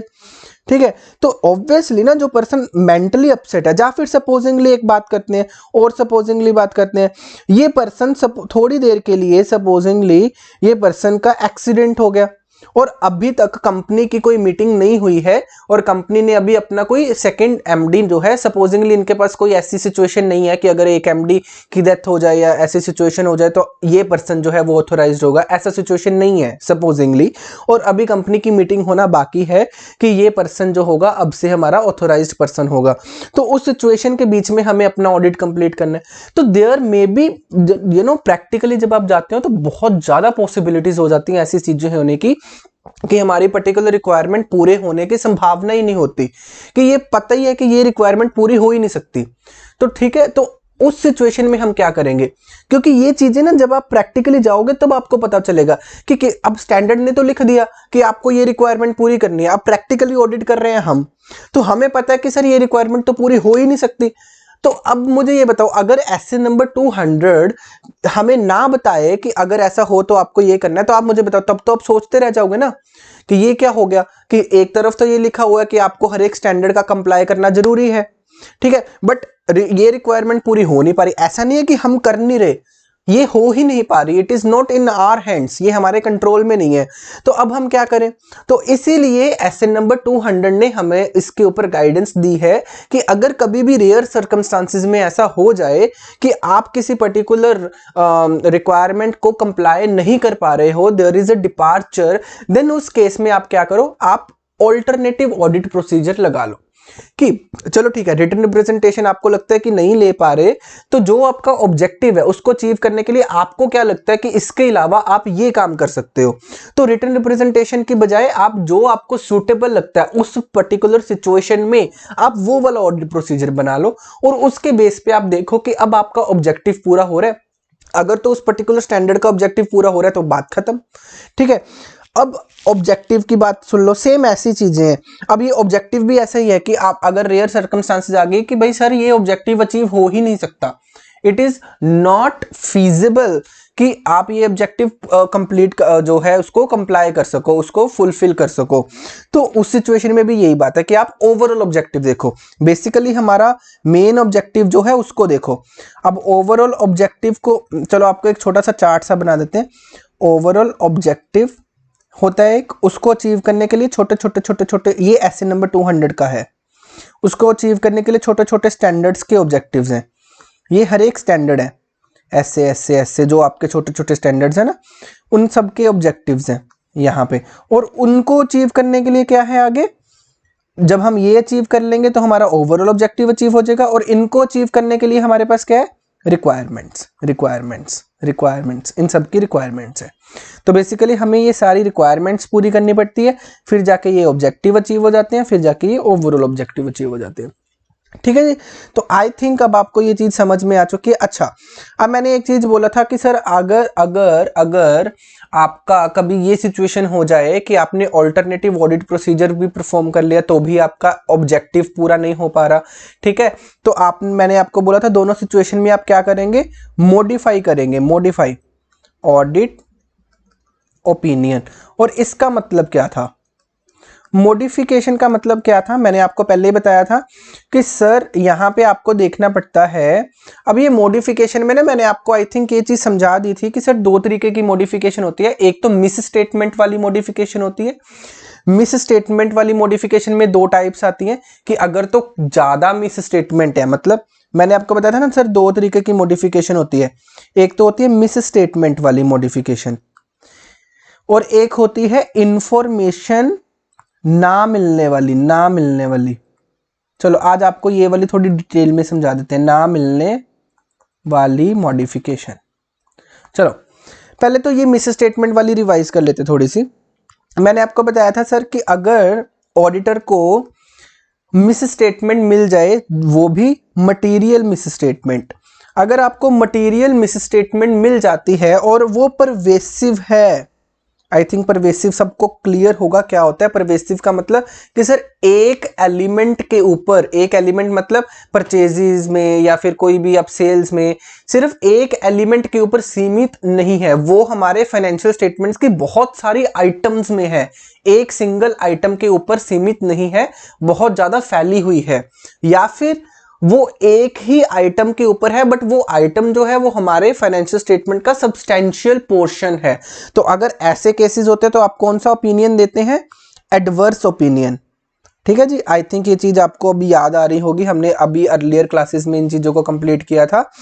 और दूसरा हमारे पास केस क्या था कि सर मटेरियल मिस स्टेटमेंट तो है बट नॉट परवेसिव का केस था, कि सर वो एक आधे एलिमेंट के ऊपर ही है, ज्यादा सब्सटेंशियल नहीं है। तो उस केस में आप कौन सा ओपिनियन देते हैं, क्वालिफाइड। क्वालिफाइड का मतलब क्या होता है कि ये ओपिनियन ट्रू एंड फेयर ही होता है बट सब्जेक्ट टू सब हमारे पास कुछ एक्सेप्शंस होते हैं, तो subject to some exceptions, this is true and fair opinion only, ठीक है। अच्छा, अब एक और हमारे पास ओपिनियन की टाइप होती है जो कि मॉडिफाइड में ही आती है। वो क्या होती है? सब हमारे पास इंफॉर्मेशन नहीं मिल रही। इंफॉर्मेशन मतलब मैंने आपको अभी बताया ना कि आपको कौन से ऑडिट एविडेंसेस ऑब्टेन करने हैं। सर हमें sufficient and appropriate audit evidence obtain करने हैं, ये हमारे एसए नंबर 200 की रिक्वायरमेंट है, हमें पता है। बट हमें सर कुछ भी कर लो, हमने बहुत सारा कुछ काम कर लिया, बट हमें sufficient and appropriate audit evidence नहीं मिल रहे। मतलब there is a lack of information.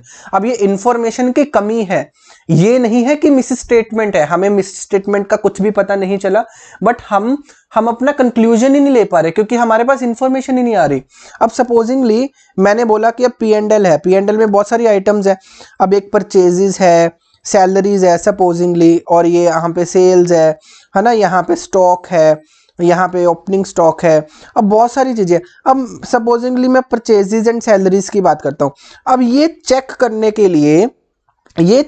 के लिए मेरे पास पूरी इंफॉर्मेशन ही नहीं है। मतलब जितनी इंफॉर्मेशन मैं मांग रहा हूं इनसे, वो मेरे पास इंफॉर्मेशन आ नहीं रही, और मुझे कोई मिस स्टेटमेंट भी नहीं मिल रही। तो जितनी इन्होंने मुझे इंफॉर्मेशन दी है उससे मैं ये कंक्लूड नहीं कर सकता भाई कि इसमें मिस स्टेटमेंट है या नहीं है। चलो इसको आप प्रॉपर एग्जांपल देके समझाता हूँ। Supposingly you are an auditor, mister X, you are an auditor. आप किसी कंपनी का ऑडिट करने गए, सपोजिंगली ABC लिमिटेड का, ठीक है जी। अब इस पर्टिकुलर कंपनी की आप बैलेंस शीट देख रहे हो, फाइनेंशियल स्टेटमेंट्स देख रहे हो, P&L एंड बैलेंस शीट। अब P&L में आपने उठा ली परचेजेस। अब ये परचेजेस है 10 करोड़ की, ठीक है। अब आपने बोला कि चलो मैं इसको चेक करता हूं। अब मिस्टर एक्स ने क्या किया? मिस्टर एक्स ने बोला कि इसने ऑब्वियसली इसको चेक करने के लिए हम क्या करेंगे, आप अपनी पुरानी क्लास रिवाइज करो, क्या करेंगे, हम अपना ऑडिट प्रोसीजर बनाएंगे ना कुछ, ठीक है जी। तो ऑडिट प्रोसीजर बना लिया हमने बहुत सारे स्टेप्स बना ले, 1 2 3 4 5, बहुत सारे स्टेप्स बना लिए। एक तो हमने सोचा कि चलो ठीक है, एक इनवॉइस चेक कर लेते हैं, एक ई-वे बिल चेक कर लेते हैं, ठीक है। एक हम कॉन्फर्मेशन ले लेते हैं, किससे कॉन्फर्मेशन ले लेते हैं? सप्लायर से, तो कॉन्फर्मेशन फ्रॉम सप्लायर हो गया, ठीक है। और एक हम क्या कर लेते हैं, बैंक स्टेटमेंट भी चेक कर लेते हैं, ओके। और एक हम क्या कर ले, ट्रांसपोर्टर से भी कॉन्फर्मेशन ले लेते हैं, ठीक है। चलो हमने अपनी तरफ से इतने सारे स्टेप्स बना लिए।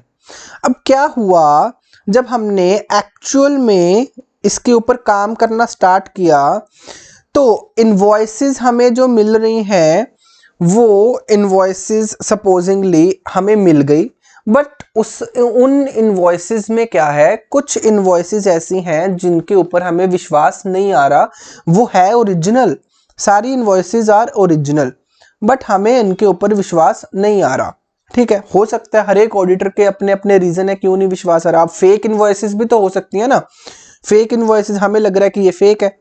अब ई-वे बिल जो है ये हमने चेक कर लिए, ये भी हमने चेक कर लिए।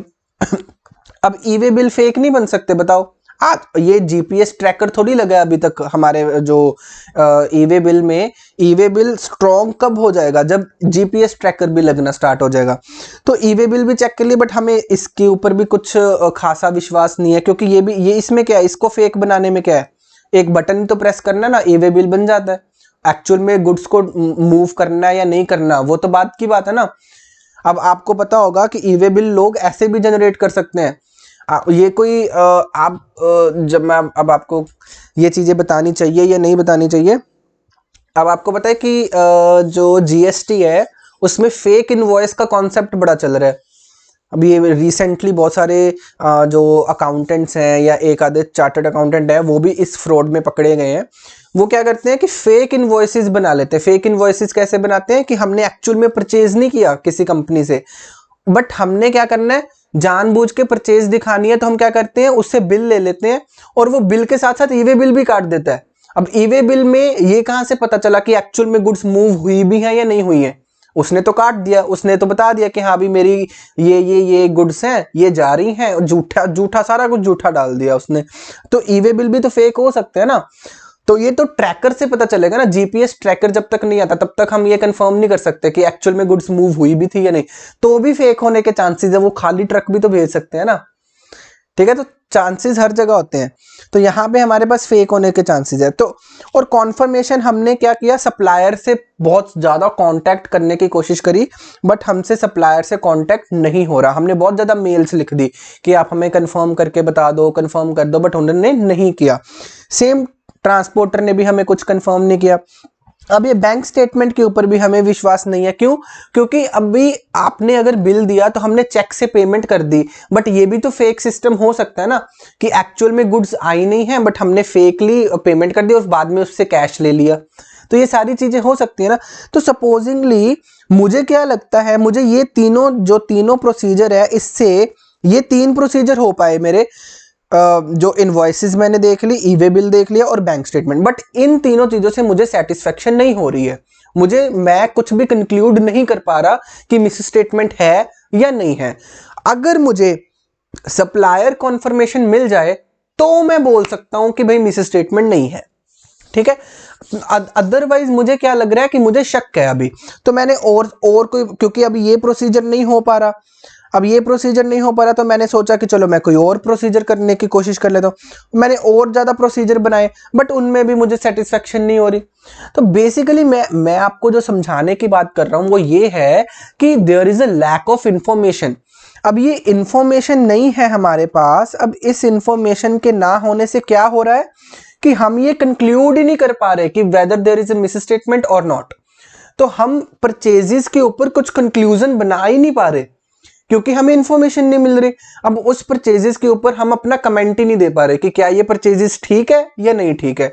अब जब तक आप परचेजेस के ऊपर कमेंट नहीं दे पाओगे तो पूरी फाइनेंशियल स्टेटमेंट्स के ऊपर कैसे दे पाओगे, ठीक है। तो सेम इसी चीज के लिए हम एक ओपिनियन का यूज करते हैं। अगर प्रैक्टिकली ऐसा आपको लगे कि आप किसी लैक ऑफ इंफॉर्मेशन के कारण कि आपके पास sufficient and appropriate audit evidences नहीं मिल रहे हैं, तो अभी आपको ऑडिट एविडेंसेस प्रॉपर नहीं मिल रहे हैं, तो आप क्या करेंगे, सेम 2 चीजें देखेंगे कि क्या ऐसा परवेसिवली हो रहा है।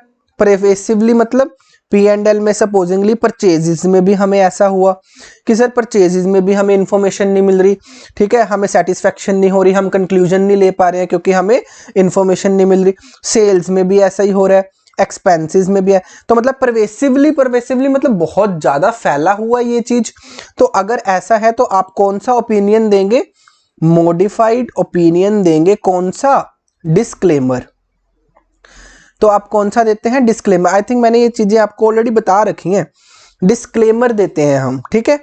अच्छा, और अगर ये चीज परवेसिवली नहीं है मतलब एक आधी चीज में, जैसे परचेजेस में ही है, बाकी सारी जगह हमें सारे एविडेंस सफिशिएंट एप्रोप्रिएट मिल गए हैं, बट परचेजेस में ऐसा हो रहा है कि हमें इंफॉर्मेशन नहीं मिल रही है, तो हम कौन सा ओपिनियन देंगे बताओ जी?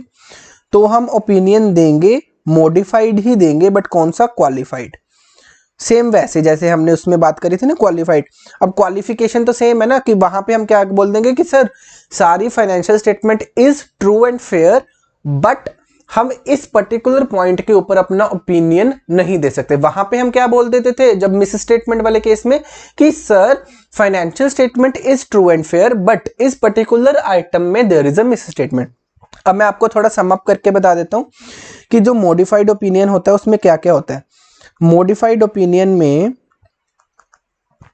ब्रॉडली 2 कैटेगरीज होती है। अब ये चीजें अगर किसी को नहीं समझ में आ रही है ना, तो ये चीज समझने की कोशिश करो। वैसे ये एसए नंबर 700 एंड 705 में दोबारा से पढ़ेंगे, बट ये चीजें मैं क्यों अभी पढ़ा रहा हूं, क्योंकि जब भी आप कोई भी स्टैंडर्ड पढ़ोगे ना उसमें ये चीजें यूज होनी है कि आप इसमें ये ओपिनियन दे दो, आप इसमें डिस्क्लेमर दे दो, आप इसमें एडवर्स ओपिनियन दे दो, आप इसमें, क्योंकि ये ऑडिटर को बोला जाता है कि अगर ये चीज होगी ना तो आपको डिस्क्लेमर दे देना है, आपको मॉडिफाइड ओपिनियन दे देना है, क्वालिफाइड ओपिनियन दे देना है, आपको क्लीन ओपिनियन देना है, या फिर ट्रू एंड फेयर ओपिनियन देना है, ठीक है। तो ये चीजें आपको यूज होनी है। तो आप देखें मॉडिफाइड ओपिनियन है, मॉडिफाइड ओपिनियन की ब्रॉडली 2 कैटेगरीज है। First category is modified opinion due to any material misstatement, कि आपने मटीरियल मिस स्टेटमेंट के कारण मॉडिफाई कर रहे हो। और दूसरा सिचुएशन क्या है कि modified opinion due to lack of sufficient and appropriate opinion, sorry, audit evidence। कि आपके पास sufficient and appropriate audit evidences की कमी होने के कारण आप किसी कंक्लूजन के ऊपर पहुंच ही नहीं पा रहे। ठीक है, अब इसके अंदर दो केसेस हो सकते हैं, हर एक के अंदर आप लोगों को अभी मैंने समझाया कि जा तो परवेसिव हो सकता है, ये परवेसिव मतलब मटेरियल मिस स्टेटमेंट एक आइटम से ज्यादा है या फिर सब्सटेंशियली किसी आइटम के पे ऊपर है, मतलब जिस आइटम के ऊपर है मटेरियल मिस स्टेटमेंट वो सब्सटेंशियल पार्ट है फाइनेंशियल स्टेटमेंट का, या फिर परवेसिव नहीं है। तो परवेसिव है और सेम इसमें भी ऐसा ही हो सकता है, इसमें भी दो केस बनते हैं कि ये lack of sufficient appropriate and sufficient audit evidences की जो कमी है ये परवेसिव भी हो सकती है और परवेसिव नहीं भी हो सकती। ठीक है, अच्छा अगर तो परवेसिव है फर्स्ट केस में, इसमें हम कौन सा ओपिनियन देंगे, अब आप बताओ मुझे फटाफट, इसमें कौन सा ओपिनियन देंगे, एडवर्स। इसमें कौन सा ओपिनियन देंगे, क्वालिफाइड। इसमें कौन सा ओपिनियन देंगे, डिस्क्लेमर, डिस्क्लेमर दे देंगे हम। इसमें कौन सा ओपिनियन देंगे, क्वालिफाइड। अब क्वालिफाइड सर सेम हो गए, हाँ सेम है। क्वालिफाइड का मतलब क्या होता है कि हम ट्रू एंड फेयर ओपिनियन ही दे रहे हैं, ट्रू एंड फेयर ओपिनियन ही दे रहे हैं, बट एक्सेप्शन है, एक एक्सेप्शन है इसमें। इस केस में कौन सी एक्सेप्शन हो जाएगी कि there is a material misstatement, हम बता देंगे कि इस आइटम में there is a material misstatement. और अगर ये वाला हम ओपिनियन दे रहे हैं क्वालिफाइड, तो इसमें हम बता देंगे एक्सेप्शन में कि इस आइटम में हमारे पास लैक ऑफ इंफॉर्मेशन है, lack of sufficient and appropriate audit evidence. I think ये चीज अब आपको समझ में आनी स्टार्ट होगी। तो हमें क्या बोला गया कि आप ये वाला मॉडिफाइड ओपिनियन दे देंगे अगर आपको, तो हम मॉडिफाइड ओपिनियन इसमें ये वाला देंगे जो हमने अभी दो केसेस पढ़े ना ऐसे नंबर 200 के, कि अगर हमारी रिक्वायरमेंट नहीं पूरी हो पा रही है या फिर अगर हमारा किसी स्टैंडर्ड का ऑब्जेक्टिव अचीव नहीं हो पा रहा है, तो उस केस में मैंने आपको जो बताया था मॉडिफाइड ओपिनियन वाला केस वो ये है। ठीक है जी, चलो अच्छा अब एक डाउट आपने पूछना था, आपने पूछा नहीं कि सर ऐसा भी तो हो सकता है ना केस कि जहां पे किसी पर्टिकुलर आइटम में हमें मटेरियल मिस स्टेटमेंट भी मिल गई है, मतलब इनका कॉम्बिनेशन भी तो हो सकता है ना। तो ये कॉम्बिनेशन क्या हो सकता है, अब जिन स्टूडेंट्स के मन में डाउट आया उनको थोड़ा क्लियर कर दें कि ऐसा हो सकता है कि किसी पर्टिकुलर ऑडिट जो फाइनेंशियल स्टेटमेंट की आइटम है उसमें मटेरियल मिस स्टेटमेंट भी है और एक आइटम ऐसी है जिसमें हमें sufficient and appropriate audit evidence भी नहीं मिले, मतलब दोनों चीजें इकट्ठी हो रही है। तो ये चीजें हम ऐसे नंबर 705 में क्लियर करेंगे। तो इसके डिटेल जो है वो वहां पे दे रखी है हमें। ठीक है, वैसे इसमें इतना कुछ खास है नहीं, मैं ज्यादा अभी होश पोश नहीं कर रहा क्योंकि आपको ऐसा ना हो कि क्लियर ना हो पाए। चलिए अब हम अपना सम अप कर लेते हैं। हमने आज कुछ भी नहीं किया, देखो आज ना ज्यादा कुछ हो ही नहीं पा रहा। तो अगर हम सम अप करते हैं तो हमने क्या सीखा, बेसिकली हमने 2 पॉइंट सीखे हैं, बहुत इंपॉर्टेंट पॉइंट सीखे हैं ऐसे नंबर 200 के। वो क्या है, देखो हमने 5th रिक्वायरमेंट से स्टार्ट किया था आज। ठीक है, तो सर एक ऐसे नंबर 200 की 5th रिक्वायरमेंट है वो क्या है, दोबारा से सम अप कर लेते, सारा कुछ डिटेल से कर लेते हैं। सर एक रिक्वायरमेंट है वो ये है कि हर एक ऑडिटर को क्या करना पड़ेगा, ऑडिटर को हर एक स्टैंडर्ड का जो भी स्टैंडर्ड दे रखा है, स्टैंडर्ड ऑन ऑडिटिंग, उस सारे स्टैंडर्ड्स का हमने क्या करना है, कंप्लाई करना है। ठीक है, ये क्या है, ये हमारे एसए नंबर 200 की क्या है, रिक्वायरमेंट है। ओके, अब देयर आर 2 केसेस। अच्छा ये चीज आपको पता ही है ना कि ये चीज कि ओवरऑल ऑब्जेक्टिव को अचीव करने के लिए, ओवरऑल ऑब्जेक्टिव को अचीव करने के लिए आपको सारे छोटे छोटे ऑब्जेक्टिव है उनको अचीव करना ही पड़ेगा, तो ही ये रिक्वायरमेंट डाली गई है। ठीक है, अच्छा अब देयर आर 2 केसेस। पहला केस क्या है, पहला केस है कि सर हमारे पास किसी पर्टिकुलर स्टैंडर्ड की कोई रिक्वायरमेंट है, एनी रिक्वायरमेंट जिसके ऊपर हमसे क्या है, डिपार्चर हो रहा है, देयर इज अ डिपार्चर। ये डिपार्चर क्या है, नेसेसरी है, मतलब हमारे कंट्रोल में नहीं है, ये नेसेसरी का क्या मतलब हो गया कि सर ये डिपार्चर हम अपनी मर्जी से नहीं कर रहे हैं, ये सिचुएशंस ऐसी हैं, तो उस केस में हम क्या करेंगे, उस केस में हमको क्या करना है, हमको देखना है कि जो एम है, एम का मतलब क्या हो गया, ऑब्जेक्टिव, जो इस रिक्वायरमेंट का ऑब्जेक्टिव है वो अचीव हो पा रहा है।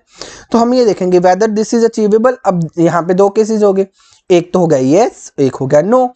अगर तो ये अचीव हो पा रहा है यस, नो प्रॉब्लम, देन अभी कोई प्रॉब्लम नहीं है, ठीक है, आप कंटिन्यू कर सकते हो। अगर ये अचीव नहीं हो पा रहा तो हम क्या करेंगे, हम अपना ओपिनियन मॉडिफाई कर देंगे, दैट इज मॉडिफाई ओपिनियन। अब ये मॉडिफाई कौन सा होगा, ये मॉडिफाई कोई भी हो सकता है, या तो डिस्क्लेमर हो सकता है, ये तो हमारे पास सिचुएशन बताएगी ना कि परवेसिव है या नहीं है, वे तो सिचुएशन टू सिचुएशन डिफर करेगा, इसलिए हम वर्ड मॉडिफाइड ओपिनियन यूज कर लेते हैं, ठीक है, या फिर क्वालिफाइड कर देंगे हम अपना ओपिनियन, ठीक है जी।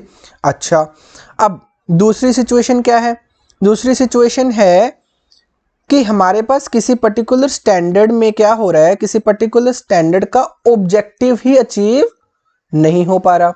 अच्छा, आप इसको इसके साथ लिंक भी कर सकते हो। सपोजिंगली कोई जो रिक्वायरमेंट है उससे हमारा डिपार्चर हो गया और हमारा ऑब्जेक्टिव अचीव नहीं हो पा रहा, तो आप इस सिचुएशन में भी आ सकते हो कि हाँ ये कैन नॉट वाली सिचुएशन भी तो बन गई ना, कैन नॉट वाली सिचुएशन भी तो बन गई ना। तो सीधा सीधा मॉडिफाई करने की बजाय आप क्या करो, यहाँ पे आप इसको इसके साथ लिंक कर दो, सीधा सीधा मॉडिफाई करने की बजाय यू कैन लिंक इट, ठीक है जी, इसको आप लिंक कर दो। नो है तो आप इसको ऐसे करके जो ये कैन नॉट वाली सिचुएशन है इसमें लिंक कर दो कि हमारा objective can not be achieved, कि ये ऑब्जेक्टिव अचीव हो ही नहीं पा रहा सर। तो इसमें हमारे पास क्या सिचुएशन है, इसमें हमारे पास आ गया, आप क्या देखो, आप क्या करो सर, ऑब्वियसली सर आप क्या करना है, यहाँ पे हम देखेंगे कि हमारा जो ओवरऑल ऑब्जेक्टिव है, ओवरऑल ऑब्जेक्टिव क्या ये अचीव हो पा रहा है, तो यहाँ पे हम देखेंगे क्या ये अचीवेबल, यस और नो। अगर तो ये यस है तो नो प्रॉब्लम, कोई प्रॉब्लम नहीं है। अगर ये नो है तो हम क्या कर देंगे, मॉडिफाई ओपिनियन कर देंगे, ठीक है जी। यहाँ पे मॉडिफाई करने की बजाय सीधा सीधा यहाँ पे हम इसको लिंक कर दिया, ठीक है, कि अगर ये नहीं वाला हुआ तो ऑब्वियसली ये सिचुएशन बन गया ना, कैन नॉट वाली सिचुएशन बन गई ना, सीधा सीधा मॉडिफाई क्यों करना है फिर। तो आप ये देख लो ना कि ओवरऑल ऑब्जेक्टिव अचीव हो पा रहा है या नहीं, अगर ओवरऑल ऑब्जेक्टिव भी नहीं अचीव हो पा रहा देन हम मॉडिफाई कर देंगे, ठीक है। चलिए, आई थिंक अब ये चीज आपको क्लियर हो चुकी है। चलो जी, अच्छा मैं आपको एक इस जो ऐसे नंबर आपका 200 है, इसका आपको मैंने एक छोटा सा चार्ट बनाया था, वो आपको दिखा देता हूँ।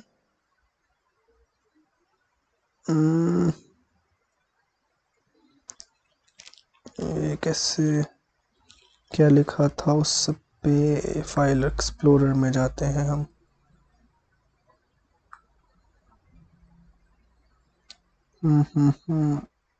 CA finals charts, CA finals में डाल दिया हमने, है ना। चलो कोई बात नहीं, आप देखो, ये देखो ये चार्ट मैंने अभी एक, ये कंप्लीट चार्ट नहीं है, मे बी जो आपको प्रोवाइड किया जा रहा होगा वो अलग फॉर्म में हो, क्योंकि अभी इन प्रोग्रेस है, ये चल रहा है, अभी मेरी बुक भी है वो भी साथ साथ में अभी मैं इसको कंटिन्यू कर रहा हूँ, लिख रहा हूँ। तो मैं क्योंकि कंटेंट को I am not copying paste, copy paste हम करते हैं कंटेंट को जो कि बेयर एक्ट है, जैसे कि प्रोनाउंसमेंट है, बाकी ऑब्वियसली सारा कुछ हमारा अपनी लैंग्वेज में होता है। तो वैसे हमने एसए नंबर 200 की एक चार्ट बनाने की कोशिश करी है, तो आप इन चीज़ों को देख सकते हो इसके ऊपर कि ये देखो यहाँ पे हमारे पास एसए नंबर 200 लिख दिया। तो आप भी ऐसे अपने चार्ट को बना सकते हो, मैं अभी आपके साथ बनाऊंगा खुद से, बट मैं आपको दिखा रहा हूँ कि ऐसे हम बनाएंगे, ठीक है। सबसे पहले हमने नाम लिख दिया, कुछ नहीं है चार्ट में, क्या है, कुछ भी नहीं होता, ये सारा हमारे पास जो नॉलेज है उसको छोटा समराइज करके लिख दिया, ठीक है, बेसिकली। फिर हमने ऑब्जेक्टिव लिख दिया, फिर हमने रिक्वायरमेंट्स लिख दी। मैं तो आपको सर स्टार्टिंग से बोल रहा हूँ कि दो चीजें इंपॉर्टेंट है हमारे पास किसी भी स्टैंडर्ड में, एक ऑब्जेक्टिव और एक रिक्वायरमेंट्स। और जो ऑब्जेक्टिव है वो लिख दिया और उसको अचीव करने के लिए रिक्वायरमेंट्स है, रिक्वायरमेंट्स जो हमने 5 पढ़ी है उसको लिख दिया, और उसके बाद ये जो 2 केसेस थे उसको समझा दिया, दैट्स इट, खत्म। चलो अब इसको हम खुद से करने की कोशिश करते हैं। आप मेरे साथ सारे स्टूडेंट्स जो है अपनी एबिलिटी को एम्ब्रेस करेंगे। मैं आपको खुद से बनाना सिखाता हूं कि कैसे किसी पर्टिकुलर चार्ट को बना सकते हो आप। ठीक है, देखो क्या करोगे, सबसे पहले लिखो एसए नंबर 200। अलग से आप इसका एक ड्राइंग शीट पे बना लो, अगर नहीं तो पैसे खर्चने की कोई ज़रूरत नहीं है फालतू। रजिस्टर है ना, रजिस्टर को आप लैंडस्केप में करके बना लो। जहाँ पे भी आप अपने नोट्स बनाओगे उसको लैंडस्केप में करके, या फिर आपके पास अगर जो वाइट शीट्स होती हैं उनके ऊपर बनाना है आपने, तो वो सारी आपके ऊपर इच्छा है। तो इनको बनाना इस तरीके से कि आपने कई बार क्या होता है ना कि यहाँ पे थोड़े खुले खुले बनने चाहिए, उसको टाइट टाइट नहीं बनाना। खुले खुले का क्या मतलब है कि जैसे जैसे हम रिवाइज करते जाते हैं ना फ्यूचर में, तो उसके बाद हम उसके ऊपर कई बार लिखते जाते हैं कुछ ना कुछ। हम जैसे जैसे पढ़ते जाते हैं एक चीज को जब हम 2-3 बार रिवाइज कर लेते हैं ना, तो उसके ऊपर कई बार हमें लिखने की जरूरत पड़ जाती है, तो वो आप फिर इजिली लिख पाओगे। और इनको इस तरीके से प्रिपेयर करना है, इतने क्लीन होने चाहिए कि आपने पेपर से एक दिन पहले इन्हीं में से स्टडी करनी है। तो ये जो चार्ट्स होने चाहिए, दो चीज का आप पूरा ध्यान रखेंगे। एक तो खुले हों, थोड़ी स्पेस हो इसके बीच में, कोई टाइट नहीं होने चाहिए ये। और दूसरी चीज ये क्लीन हो, बिल्कुल क्लीन, कि आपको पेपर से एक दिन पहले पढ़ने हैं। और मे बी आप जैसे ना ये इतने आपके सूटेबल हो कि आप जैसे ट्रैवल कर रहे हो, सपोजिंगली आप पेपर देने जा रहे हो, पेपर से ऑब्वियसली कई बंदे ट्रैवल भी तो करते हैं ना। अब मैं तो बस में भी जाता था पेपर देने से पहले, क्योंकि मेरा जो एग्जाम सेंटर था थोड़ी दूर था, तो मैं बस में ट्रैवल करता था, तो मैं तो वहां पे भी अपनी बुक्स ले जाता था। तो आप ऐसी चीजों का भी फायदा उठा सकते हो कि हाँ ये चीज इतनी सूटेबल होनी चाहिए। ठीक है, चलो अब मैं आपको बनाना सिखाता हूँ। यहाँ पे आप क्या लिखो, एस नंबर 200 का नाम लिखो, पूरा नाम।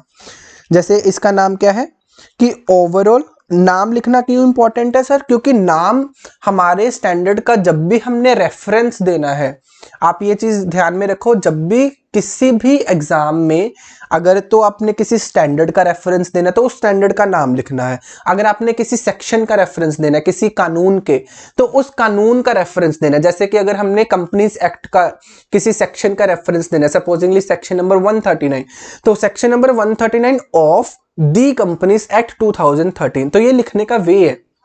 ठीक है, तो इसलिए नाम हमें लर्न होना जरूरी है। तो ये क्या है, overall objective of the independent auditor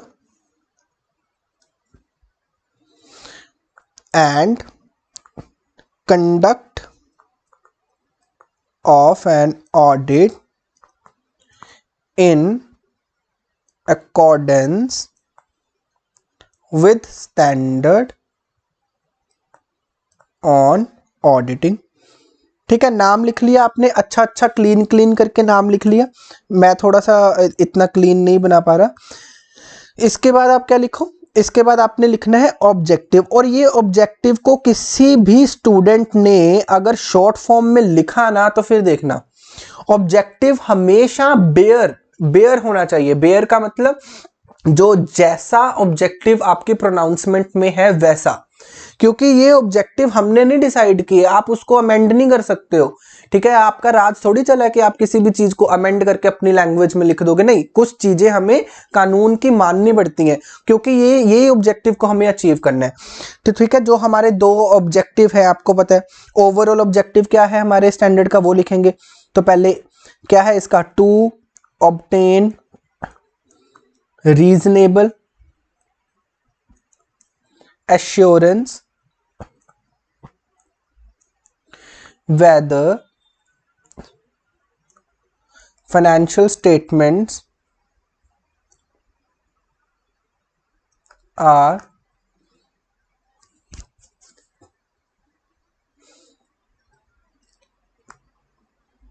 in accordance with financial reporting framework,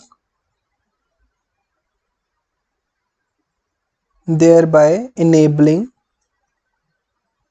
auditor to express an opinion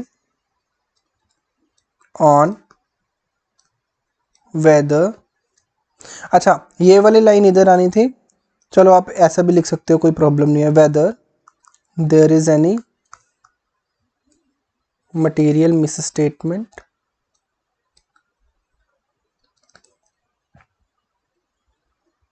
material miss statement चाहे वो ड्यू टू फ्रॉड हो चाहे वो एरर हो। ठीक है, ये थोड़ी सी, ये देखो लाइन ये सारी अपने कानून वाली ही लिखी है, बट मैंने एक लाइन ऊपर नीचे लिख दी, तो इतना चल सकता है, हाँ ये चीज चल सकती है क्योंकि सारी लाइन है कानून वाली।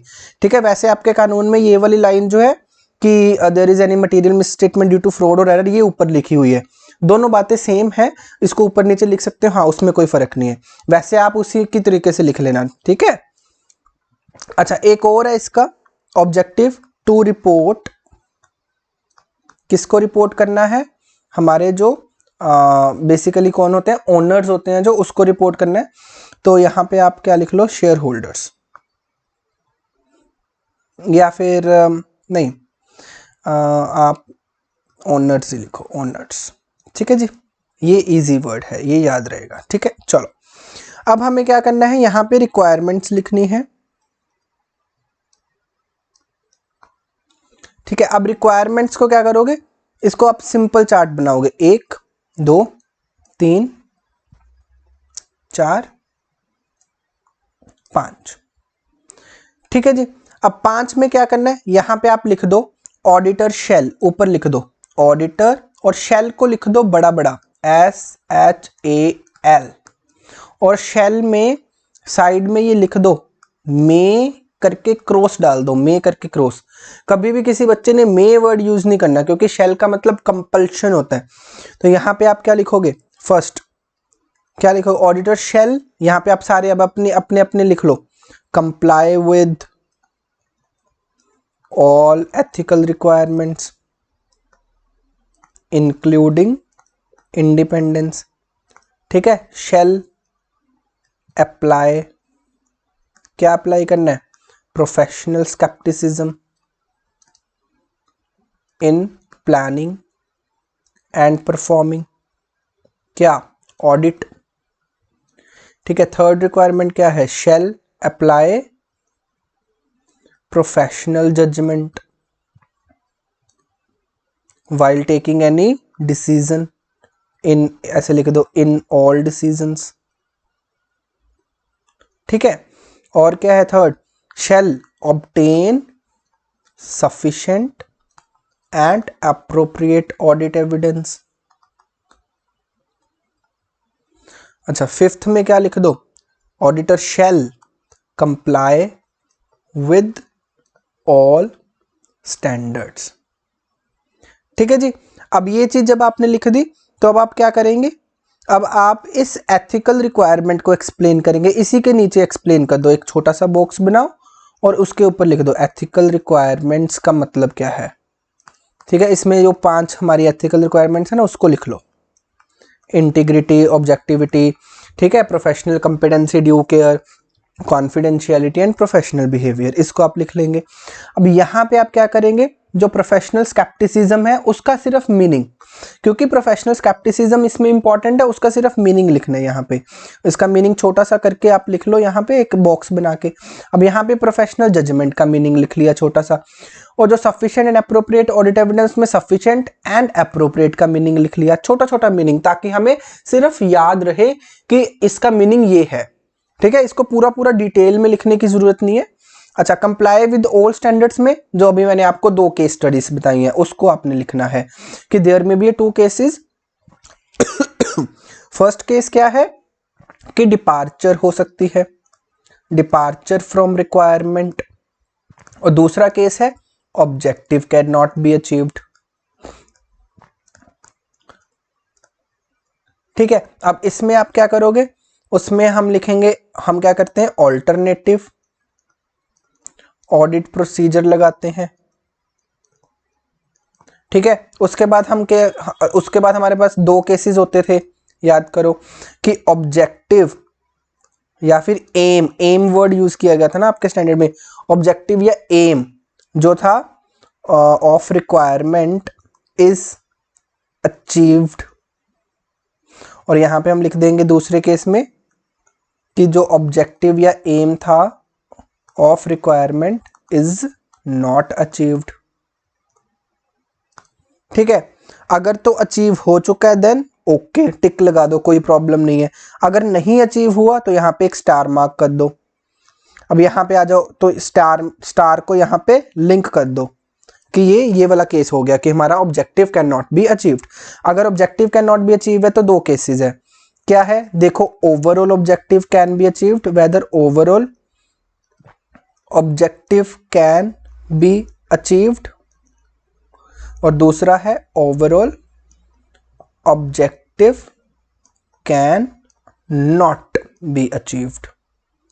ठीक है, अगर ये अचीव हो गया देन टिक लगा दो, कोई प्रॉब्लम नहीं है। अगर ये नहीं हुआ तो लगा दो मॉडिफाइड ओपिनियन, बात खत्म। ये आपका फुल फ्लेज ऐसे नंबर 200 का एक छोटा सा करके हमने चार्ट बना लिया। अब देखो ये चार्ट जिन जिन स्टूडेंट्स ने बनाया होगा, अब मुझे ये बताओ, आपने इतनी डिटेल में ऐसे नंबर 200 को पढ़ लिया है, ये चार्ट आप जैसे ही पढ़ोगे, आप बताओ इसको कभी भी क्रैम करने की जरूरत पड़ेगी? कभी भी आपको ये लर्न करने की जरूरत पड़ेगी? बिल्कुल भी नहीं। आई थिंक जिन स्टूडेंट्स ने बनाया ना, वो ये सोच रहे होंगे कि सर बनाने की जरूरत नहीं, हमारे तो दिमाग में ऑलरेडी घुस चुका है, ये इतना ज्यादा पढ़ लिया हमने इसको। तो अभी हमारा काम क्या होगा, डेली की डेली हमने जैसे ही हमने एक स्टैंडर्ड कंप्लीट कर लिया और उसके बाद हम नेक्स्ट स्टैंडर्ड पे जाएंगे, तो जब वो कंप्लीट हो जाएगा तो हम अपने पुराने स्टैंडर्ड्स को रिवाइज करते जाएंगे। तो जब मैं आपको पुराना स्टैंडर्ड रिवाइज करवाऊंगा ना, तो मैं आपको बोलूंगा कि आप वो अपने ये चार्ट्स वाला पेज निकाल लो। तो जब आप वो चार्ट्स वाला, मैं यहाँ से अपनी बुक निकाल लूंगा, या फिर मैं यहाँ पे अपने जो चार्ट्स अगर मैंने अपने उस टाइम तक मेरे कंप्लीट हो गए तो मैं वो निकाल लूंगा, आप अपने चार्ट्स निकाल लेना। तो हम वहां से रिवाइज करते रहेंगे। बीच में पंजाबी टच आ जाता है मेरी लैंग्वेज में, ठीक है जी। चलो अब ये चीज क्लियर हो जाती है तो हम अपना आगे बढ़ते हैं। आई थिंक ऐसे नंबर 200 में और तो कोई चीज अभी बाकी नहीं रही है। अच्छा, अब आपको पता चल गया होगा ना कि अंदाजा हो गया कि सर हम ऑडिट प्रोनाउंसमेंट में से कैसे पढ़ते हैं। ठीक है, हर एक चीज रेलेवेंट नहीं होती है हमारे इस लेवल पे, क्योंकि आप अभी छोटे लेवल पे हो, ठीक है, इसलिए हर एक पॉइंट पढ़ना हमारे लिए रेलेवेंट नहीं है, बट जो जो रेलेवेंट है उसको ऑडिट प्रोनाउंसमेंट में से ही पढ़ना चाहिए हमें, ठीक है। ओके, अब बहुत सारे स्टूडेंट्स होंगे जो मेरे से बेटर चार्ट बना देंगे। मैंने अपना एक बैच लिया था, जो मैंने अभी आपको बताया ना, पहले एक बैच लिया था, ऑनलाइन बैच था वो।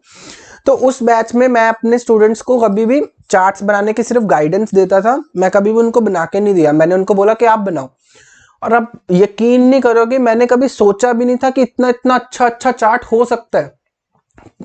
जब आप खुद किसी चीज को समझ के आप उसको चार्ट की फॉर्म में क्रिएट करते हो ना, स्टूडेंट्स की क्रिएटिविटी अलग है, मैं इमेजिन नहीं कर सकता। अब ये वो पर्सन जब उसको रिवाइज करते हैं ना, तो उनका लेवल ही अलग हो जाता है, क्योंकि आपने कोई चीज खुद बनाई है।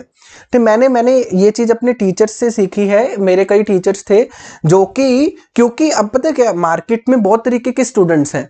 अब बहुत सारे स्टूडेंट्स हैं जिनको पकी पकाई खीर चाहिए, दैट्स इट, उनको कोई मतलब नहीं है आपकी उन्होंने अपनी लेवल को इंक्रीज। हम रोते रहते हैं कि बच्चों आप अपनी एबिलिटी इंक्रीज करो, अपनी एबिलिटी को बढ़ाओ, आप अपने लेवल को बढ़ाओ ना।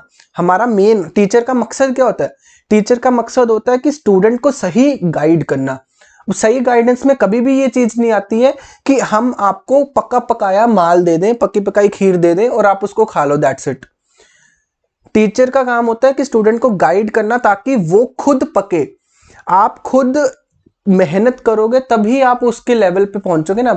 यहाँ पे तो मेरी मेहनत लग रही है ना।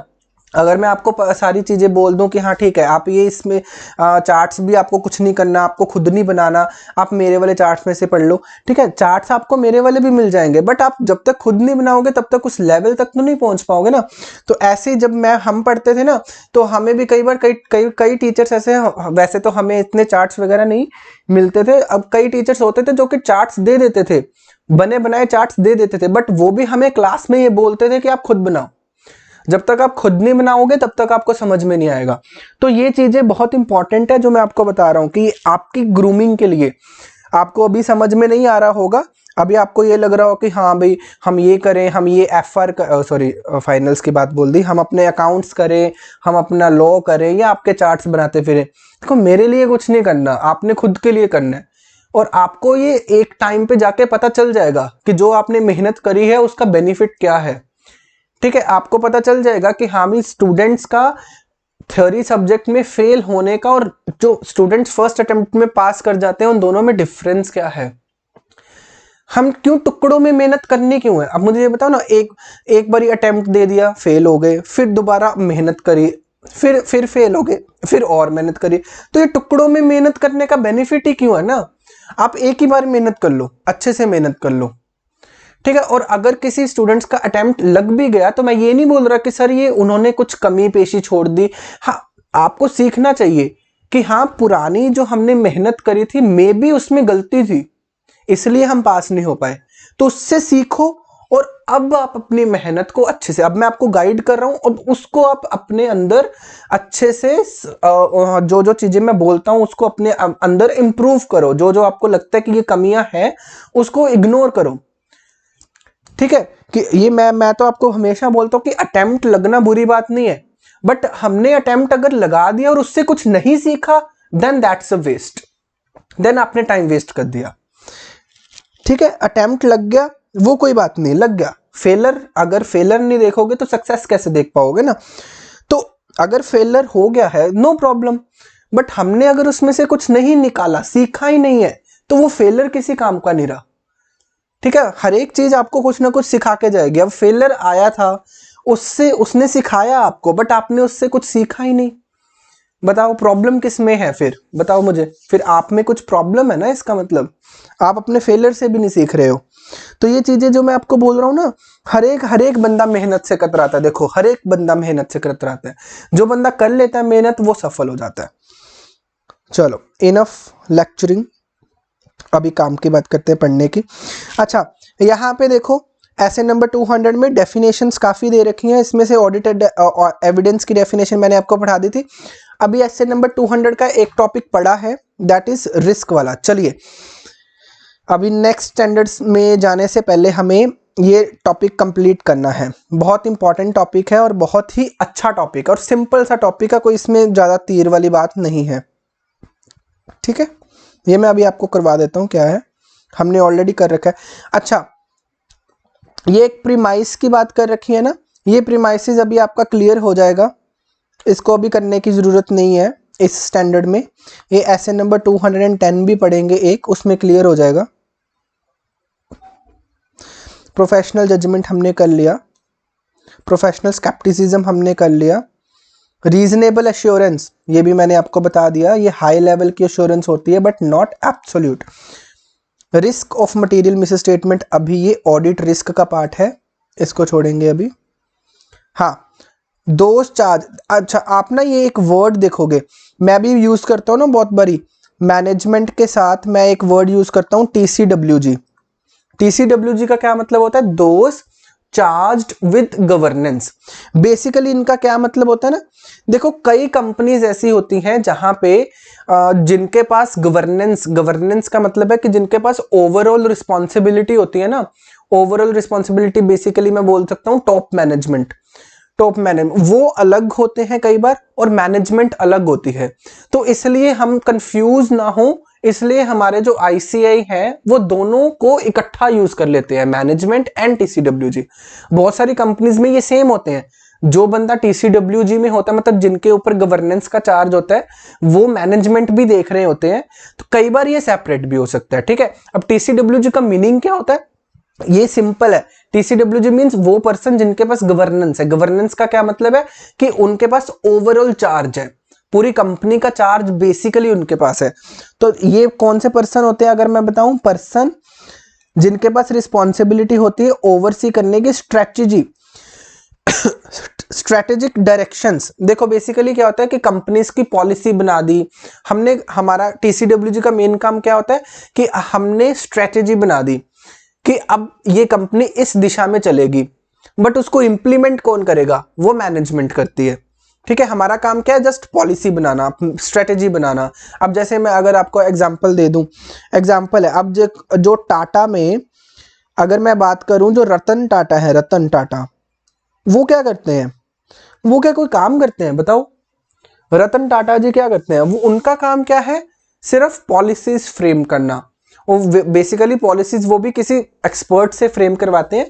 उनका काम क्या है, जैसे आइडियाज देना। अब जैसे ये नैनो वाला आइडिया था, रतन टाटा जी का खुद का था ना ये नैनो वाला आइडिया, जो उन्होंने देखा, इनकी कोई स्टोरी है, ये हम पढ़ते होते थे कि इन्होंने देखा कि भाई जो गरीब लोग हैं वो उनके पास कोई गाड़ी नहीं, तो उन्होंने एक प्रण लिया कि मैं एक सस्ती गाड़ी बनाऊंगा जो कि हर एक लोगों के पास। बट इनका ये जो हम बोलते हैं ना, इनका ये प्रोजेक्ट था, ये काफ़ी यहाँ पे करप्शन हो गई थी और बहुत सारी चीज़ें हो गई थी जिनके कारण इनका ये प्रोजेक्ट जो महंगा हो गया था।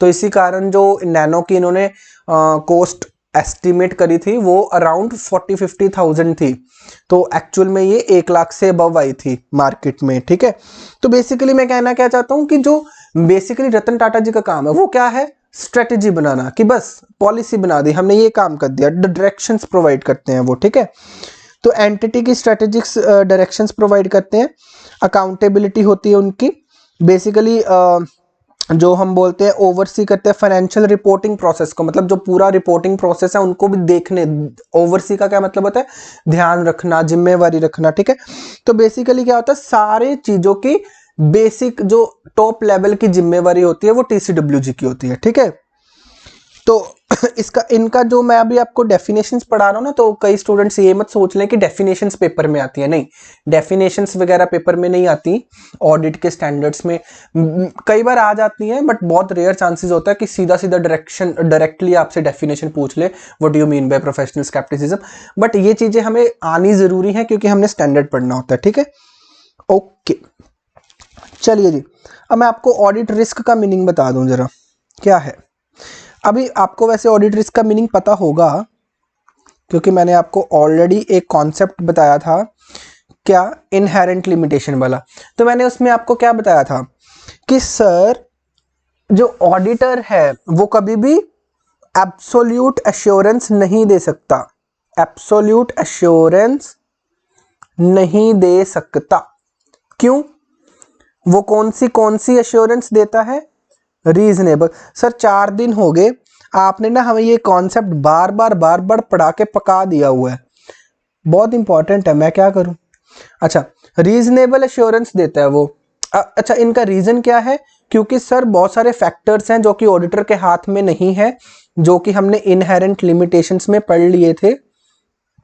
तो इनहेरेंट लिमिटेशंस हैं जो कि जैसे, अच्छा इनहेरेंट लिमिटेशन भी रिवाइज कर ही लेते हैं इस बहाने। इनहेरेंट लिमिटेशन में एक पॉइंट क्या था जिसमें हमने पढ़ा था, nature of financial reporting frameworks, sorry nature of financial statements. Nature of financial statements में हमने क्या पढ़ा था, एस्टिमेशंस, कि मैनेजमेंट बहुत सारे एस्टिमेशंस यूज करती हैं जैसे कि प्रोविजंस। अब वो एस्टिमेशंस को 100% ये बोलना कि हम ये चीज 100% सही है, जो पहले किसी चीज का एस्टीमेट है, किसी पर्सन ने अपने एस्टीमेट से बनाया, उसको आप कैसे बोल सकते हो ना कि ये चीज 100% सही है। तो हम 100% नहीं बोल सकते, हम ये बोल सकते हैं कि टू दिस एक्सटेंट ये चीज सही है, 80% सही है, 90% सही है, 100% नहीं कोई बोल सकता। ठीक है, तो एक एस्टिमेशन होते हैं। दूसरा हमने बोला था नेचर ऑफ ऑडिट प्रोसीजर्स, कि सर फ्रॉड वगैरह हो जाते हैं, तो अगर मैनेजमेंट ने ठान लिया कि हमने फ्रॉड करना है, मैंने आपको बहुत अच्छे एग्जांपल्स दिए थे कि हमने ठान ही लिया, तो वो हर एक जुगाड़ लगा लेंगे। सारे बंदे जो है वो मिल गए हैं, वो ये बोल रहे हैं कि हमने फ्रॉड करना ही करना है, तो ऐसी चीजों में देयर मे बी चांसेस कि वो फ्रॉड आपके पकड़ में ना आए। ठीक है, और थर्ड क्या था, time and cost. Time and cost में क्या था कि सर टाइम फ्रेम्स जो होते हैं वो लिमिटेड होते हैं, तो इसलिए हम सैम्पलिंग वगैरह करने लग जाते हैं। ठीक है, और कॉस्टिंग में क्या हो जाता है कि आपके पास कॉस्ट में कि आप सारे के सारे एम्प्लॉइज थोड़ी एक ही जगह लगा दोगे। अब आपके पास 10 एम्प्लॉइज है, सारे के सारे एक ही क्लाइंट के ऊपर नहीं लगा सकते ना, तो मतलब रिसोर्सेज भी हम कम लगाते हैं क्योंकि हमारी कॉस्ट कम आए। तो अगर रिसोर्सेज कम लगाए हैं तो ऑब्वियसली थोड़ी हमारे पास जो 100% क्वालिटी नहीं आ सकती है हर एक चीज में। ठीक है, ओके, तो ये हमारे पास थी इनहेरेंट लिमिटेशन, और इसी के कारण हम क्या करते हैं, इसी के कारण हम एब्सोल्यूट एश्योरेंस नहीं ऑब्टेन कर सकते। चलो, अब आपको ऑडिट रिस्क का मीनिंग पढ़ाते हैं क्या। अब आपको ये कॉन्सेप्ट रिवाइज हो गया। ऑडिट रिस्क का मीनिंग देखिए क्या है। अच्छा, बच्चों को ना बहुत डर लगता है इस कॉन्सेप्ट से कि पता नहीं क्या हुआ है, ऑडिट रिस्क हुआ, पढ़ के देखना जरा। Audit risk is the risk, क्या रिस्क, दैट द ऑडिटर एक रिस्क है, रिस्क का मतलब एक डर है, डर। रिस्क हम आप बोलते हो ना कि अगर मैं बता रहा हूं कि आप रोड पे गाड़ी चला रहे हो, अब गाड़ी चला रहे हो, एक आपको पता होगा ना एक रिस्क है कि सर कभी भी कुछ भी हो सकता है। अब गाड़ी चला रहे हो, आगे से एकदम से कोई ट्रक आ जाए, कुछ भी आ जाए, तो एक्सीडेंट होने का रिस्क है। या फिर गाड़ी चला रहे हो, टायर पंचर होने का रिस्क है। तो एक रिस्क का मतलब है कि एक डर। तो यहां पे अगर हम बात करूं तो रिस्क दैट, किस चीज का रिस्क है, अब वो पढ़ते हैं। Auditor expresses an inappropriate audit opinion, कि हमें एक डर है, ये एक ऑडिटर बोल रहा है। ऑडिटर क्या बोल रहा है कि मुझे डर है कि मैं जो ऑडिट ओपिनियन है उसको इनअप्रोप्रिएट प्रोवाइड कर दूंगा। मतलब इनअप्रोप्रिएट का मतलब क्या है कि सपोजिंगली जो फाइनेंशियल स्टेटमेंट्स थी वो मटीरियली मिसस्टेटेड थी।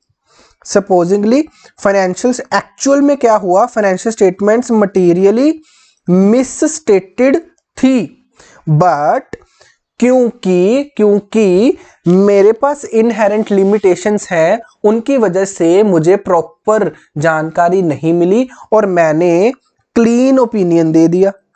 ये एक रिस्क रहेगा ना मेरे पास, ये तो हमेशा ही बना रहेगा। बताओ मुझे, ये रिस्क तो हमेशा बना रहेगा ना, क्योंकि आप एब्सोल्यूट एश्योरेंस दे नहीं रहे।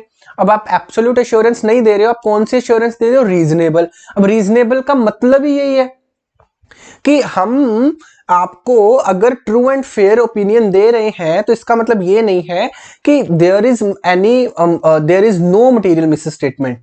ऐसा भी हो सकता है कि कोई मटेरियल मिसस्टेटमेंट है बट वो हमारे पकड़ में नहीं आई है। तो रीजनेबल एश्योरेंस का मतलब क्या था, यही था ना कि हम 100% एश्योरेंस नहीं दे रहे, बट हम आपको एक हाई लेवल की एश्योरेंस दे रहे हो। देयर मे बी चांसेस, क्योंकि इनहेरेंट लिमिटेशंस है तो चांसेस है कि एक्चुअल में मटेरियल मिसस्टेटमेंट एग्जिस्ट करती है बट वो हमारे पकड़ में नहीं आई है। तो इसका मतलब हमें एक डर है कि हम अपना ओपिनियन जो है वो गलत ना दे दें। गलत ना दे दें का मतलब है कि इनअप्रोप्रिएट ऑडिट ओपिनियन। तो यहां पे क्या लिखा है, risk that the auditor expresses an inappropriate opinion when the financial statements are materially misstated, कि एक्चुअल में मटेरियल मिसस्टेटेड है बट आपने कौन सा ओपिनियन दे दिया, ट्रू एंड फेयर ओपिनियन दे दिया। अब बताओ मुझे, अब बताओ, अब इसी चीज के ऊपर बात करते हैं। क्या ये ऑडिट रिस्क जो है, ऑडिट रिस्क क्या है, ऑडिट रिस्क है कि हमारे पास एक रिस्क है कि हम अपना जो ओपिनियन है, किस केस में, किस केस में, कि एक्चुअल में जो फाइनेंशियल स्टेटमेंट्स है वो मटेरियली मिसस्टेटेड है, मटेरियल मिसस्टेटेड है, यस। उस केस में हम अपना ओपिनियन क्या ना दे दें, किस बात का डर है हमें, कि हम अपना ओपिनियन क्लीन ओपिनियन जिसको बोलते हैं या फिर अनक्वालिफाइड या फिर ट्रू एंड फेयर ओपिनियन ना दे दें। मतलब देना था मॉडिफाइड ओपिनियन और हमने कौन सा दे दिया, ट्रू एंड फेयर। तो ये डर तो हम क्लास नंबर 1 से बोलते आ रहे हैं कि देयर आर चांसेस कि हम अपना ओपिनियन ट्रू एंड फेयर दे दें, बट देयर में भी पॉसिबिलिटी कि मटेरियल मिसस्टेटमेंट एग्जिस्ट करती थी। अब आपको मैं एग्जांपल दे देता हूं। चलो, जो अपने कल की क्लास पे अगर आप जाएंगे दोबारा, अगर आप याद करने की कोशिश करेंगे, तो मैंने आपको कल एक एग्जांपल दी थी जब मैं आपको इनहेरेंट लिमिटेशन समझा रहा था। तो सपोजिंगली वही एग्जांपल को हम लेते हैं, ठीक है। सपोजिंगली मैनेजमेंट ने क्या किया, मैनेजमेंट ने एस्टिमेशन की एग्जांपल लेते हैं।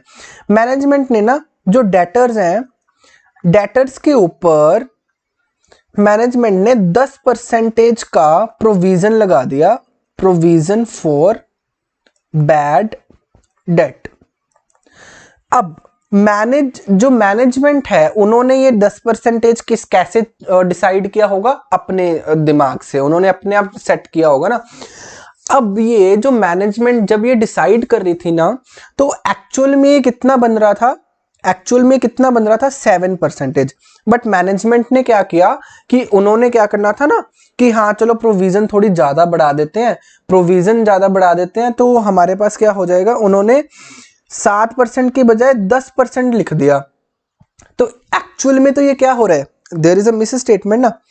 कि हमारे पास 10% की प्रोविजन होनी चाहिए थी, बट आपने कौन सी कितनी प्रोविजन, सॉरी 7% की प्रोविजन होनी चाहिए थी, बट आपने प्रोविजन कितनी बना दी, 10% की। अब ऑडिटर आया, अब मुझे ये बताओ, आप इस 10% को कितना कितना ज्यादा चेक कर सकते हो, बताओ। आप एक लेवल तक चेक कर सकते हो ना, बहुत ज्यादा चेक नहीं कर सकते ना। तो हमने जब चेक कर लिया, ठीक है, मैनेजमेंट ने हमें बहुत सारी चीजें दिखा दी कि ये फैक्टर है, ये फैक्टर है, अब 2-3% क्या आप बहस करोगे ना। अब आपको ये पता भी नहीं लगेगा, वैसे आप कैसे कैलकुलेशन, मैनेजमेंट आपको सेटिस्फाई कर देगा कि हाँ ये 10% ही होना चाहिए। अब आप भी बोलोगे ना कि ये तो चलो मैनेजमेंट ने बोल दिया तो मैं मान लेता हूँ 10% ही होना चाहिए, मैं कैसे कैलकुलेट करने लग जाऊँ ना कि भाई डेटर्स के ऊपर इतना। मैं थोड़ा बहुत ट्रेंड देखने लग गया, पिछले ट्रेंड देख लिए, तो मैंने देखा कि पिछले ट्रेंड जो आ रहे हैं ना वो 6-7, 7 से 8 इतने परसेंटेज पे आ रहे हैं। तो मैंने सोचा चलो ठीक है, इस बार मैनेजमेंट ने 10% बना दिया होगा, इसमें क्या बड़ी बात है, 2-3% थोड़ी कुछ ज्यादा बात होती है। एक्चुअल में तो मिस स्टेटमेंट है ना, आंसर इज यस। बट मैं क्या ये चीज प्रूफ कर सकता हूं, आंसर इज नो, क्योंकि एस्टिमेशंस है भाई वो। अब इस चीज के ऊपर बोलो, अब मैं इसके ऊपर ओपिनियन क्या दे रहा हूं, मैं 10% के ऊपर ओपिनियन क्या दे रहा हूं कि ये ट्रू एंड फेयर है। कौन सा ओपिनियन दे रहा हूं बताओ। ओहो,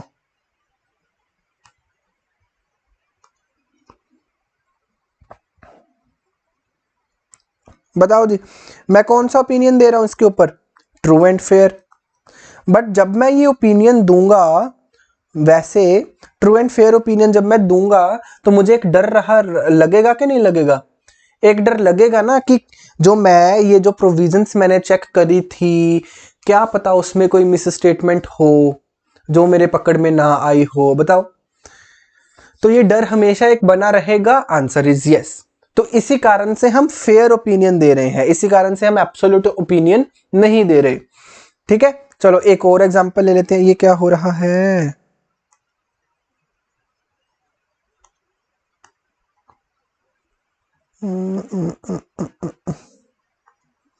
हमारे वन नोट को किसकी नजर लग जाती है।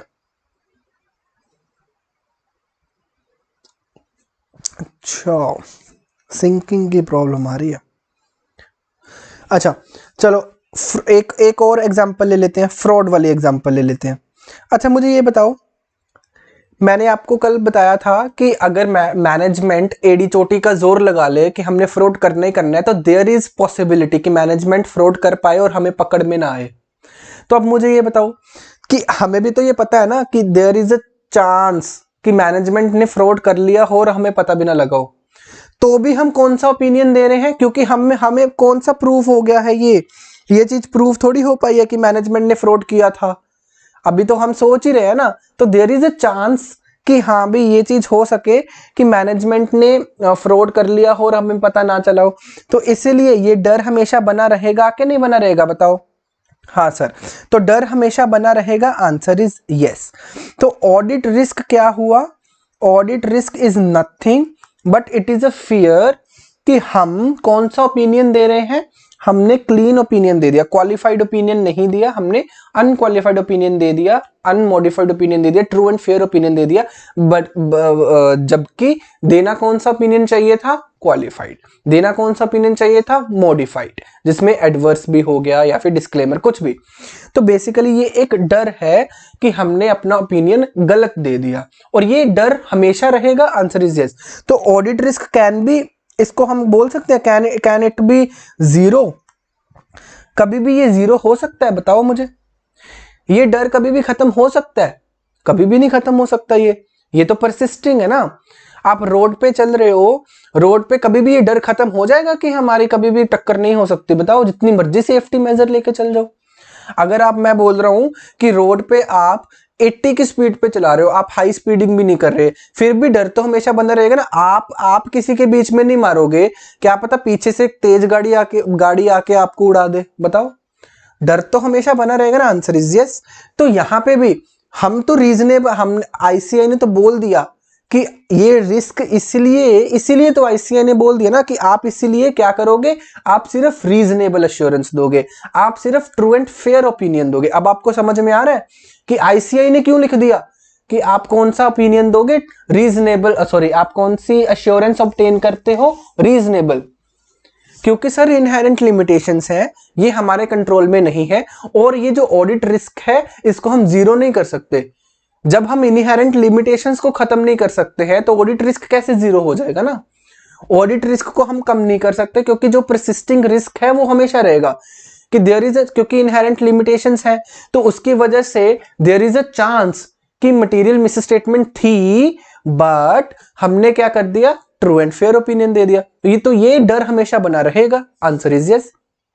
अब मुझे ये बताओ, हम ऑडिट करने जा रहे हैं, मुझे क्या पता कि भाई उस मैनेजमेंट ने बहुत स्ट्रांगली, बहुत वेल प्लान्ड फ्रॉड कर दिया। मैंने जितना काम किया मेरे तो हाथ में पकड़ में आया नहीं, बट जब मैं रिपोर्ट दूंगा, जब मैं उस वहां पे लिख दूंगा कि हाँ जी भाई ये financial statement true and fair है, तो मेरे मन में एक डर तो आएगा ना कि हाँ हो सकता है कि भाई इसमें फ्रॉड किया हो और मेरी पकड़ में ना आया हो। तो ये डर हमेशा बना रहेगा। तो ऑडिट रिस्क कैन बी, क्या इसको can it be zero? Answer is no. ठीक है जी, तो ये चीज हमने पढ़नी है। अच्छा, इसको अगर मैं आपको दिखा दूं, ऑडिट रिस्क के बाद आगे पार्ट्स भी हैं बेटा। ऑडिट रिस्क को अगर हम आगे डिफाइन कर लेते हैं ना, इसको हमारे पास दो पार्ट्स में आगे बांटा गया है। चलो मैं आपको दिखाई देता हूं।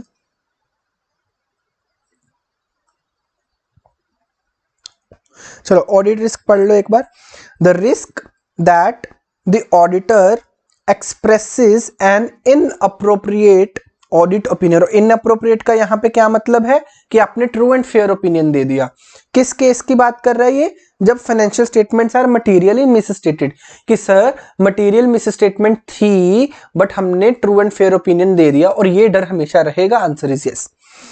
Audit risk is a function of, function मतलब ये किन चीजों का कॉम्बिनेशन है? एक तो risk of material misstatement and detection risk. तो ये दो चीजों का कॉम्बिनेशन है।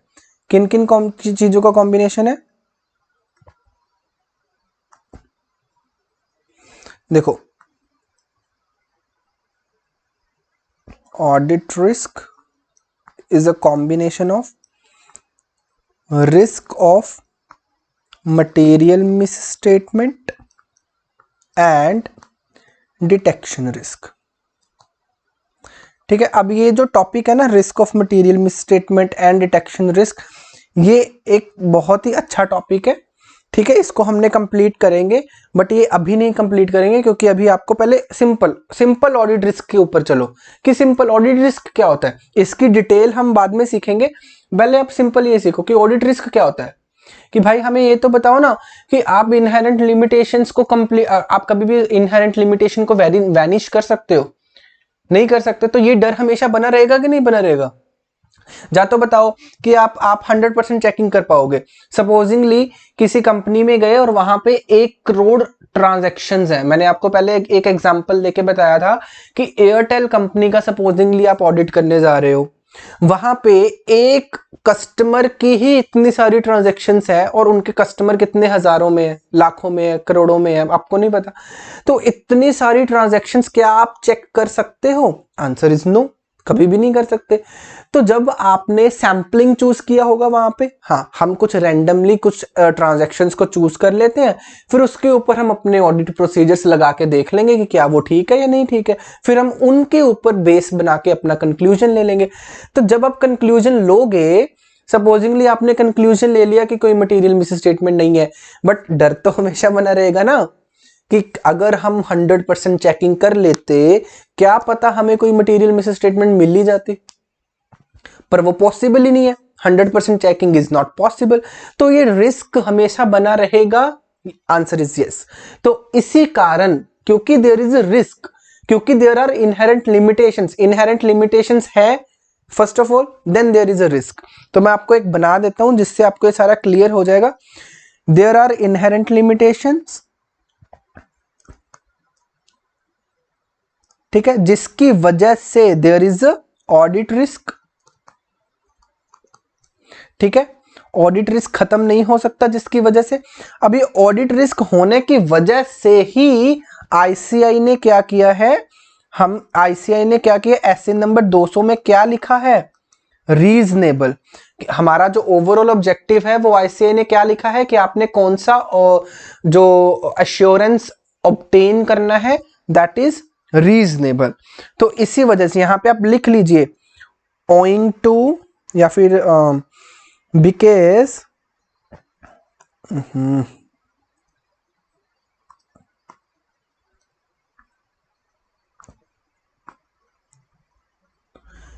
बिकॉज ऑफ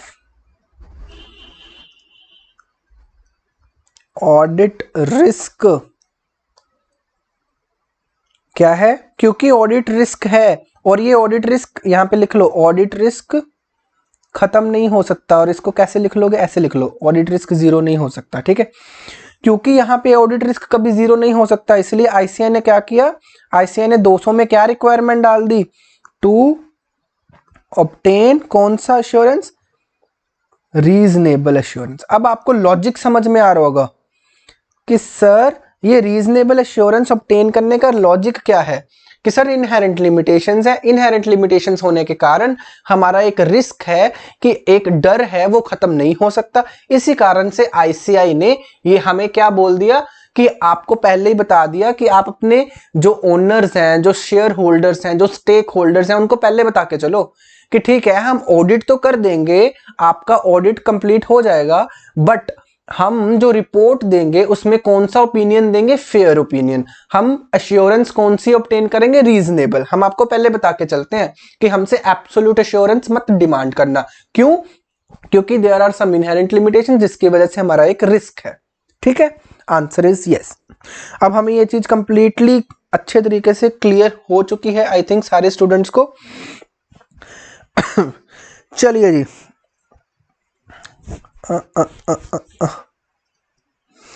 चलिए अभी आपको देखते हैं कि और कुछ अभी ये वाला क्योंकि मुझे ये है कि ये जो ऑडिट रिस्क वाला अभी आगे जो पार्ट है ना, इसके ऊपर थोड़ा सा टाइम अभी लगेगा, तो उसको अभी टेकअप नहीं करते हैं।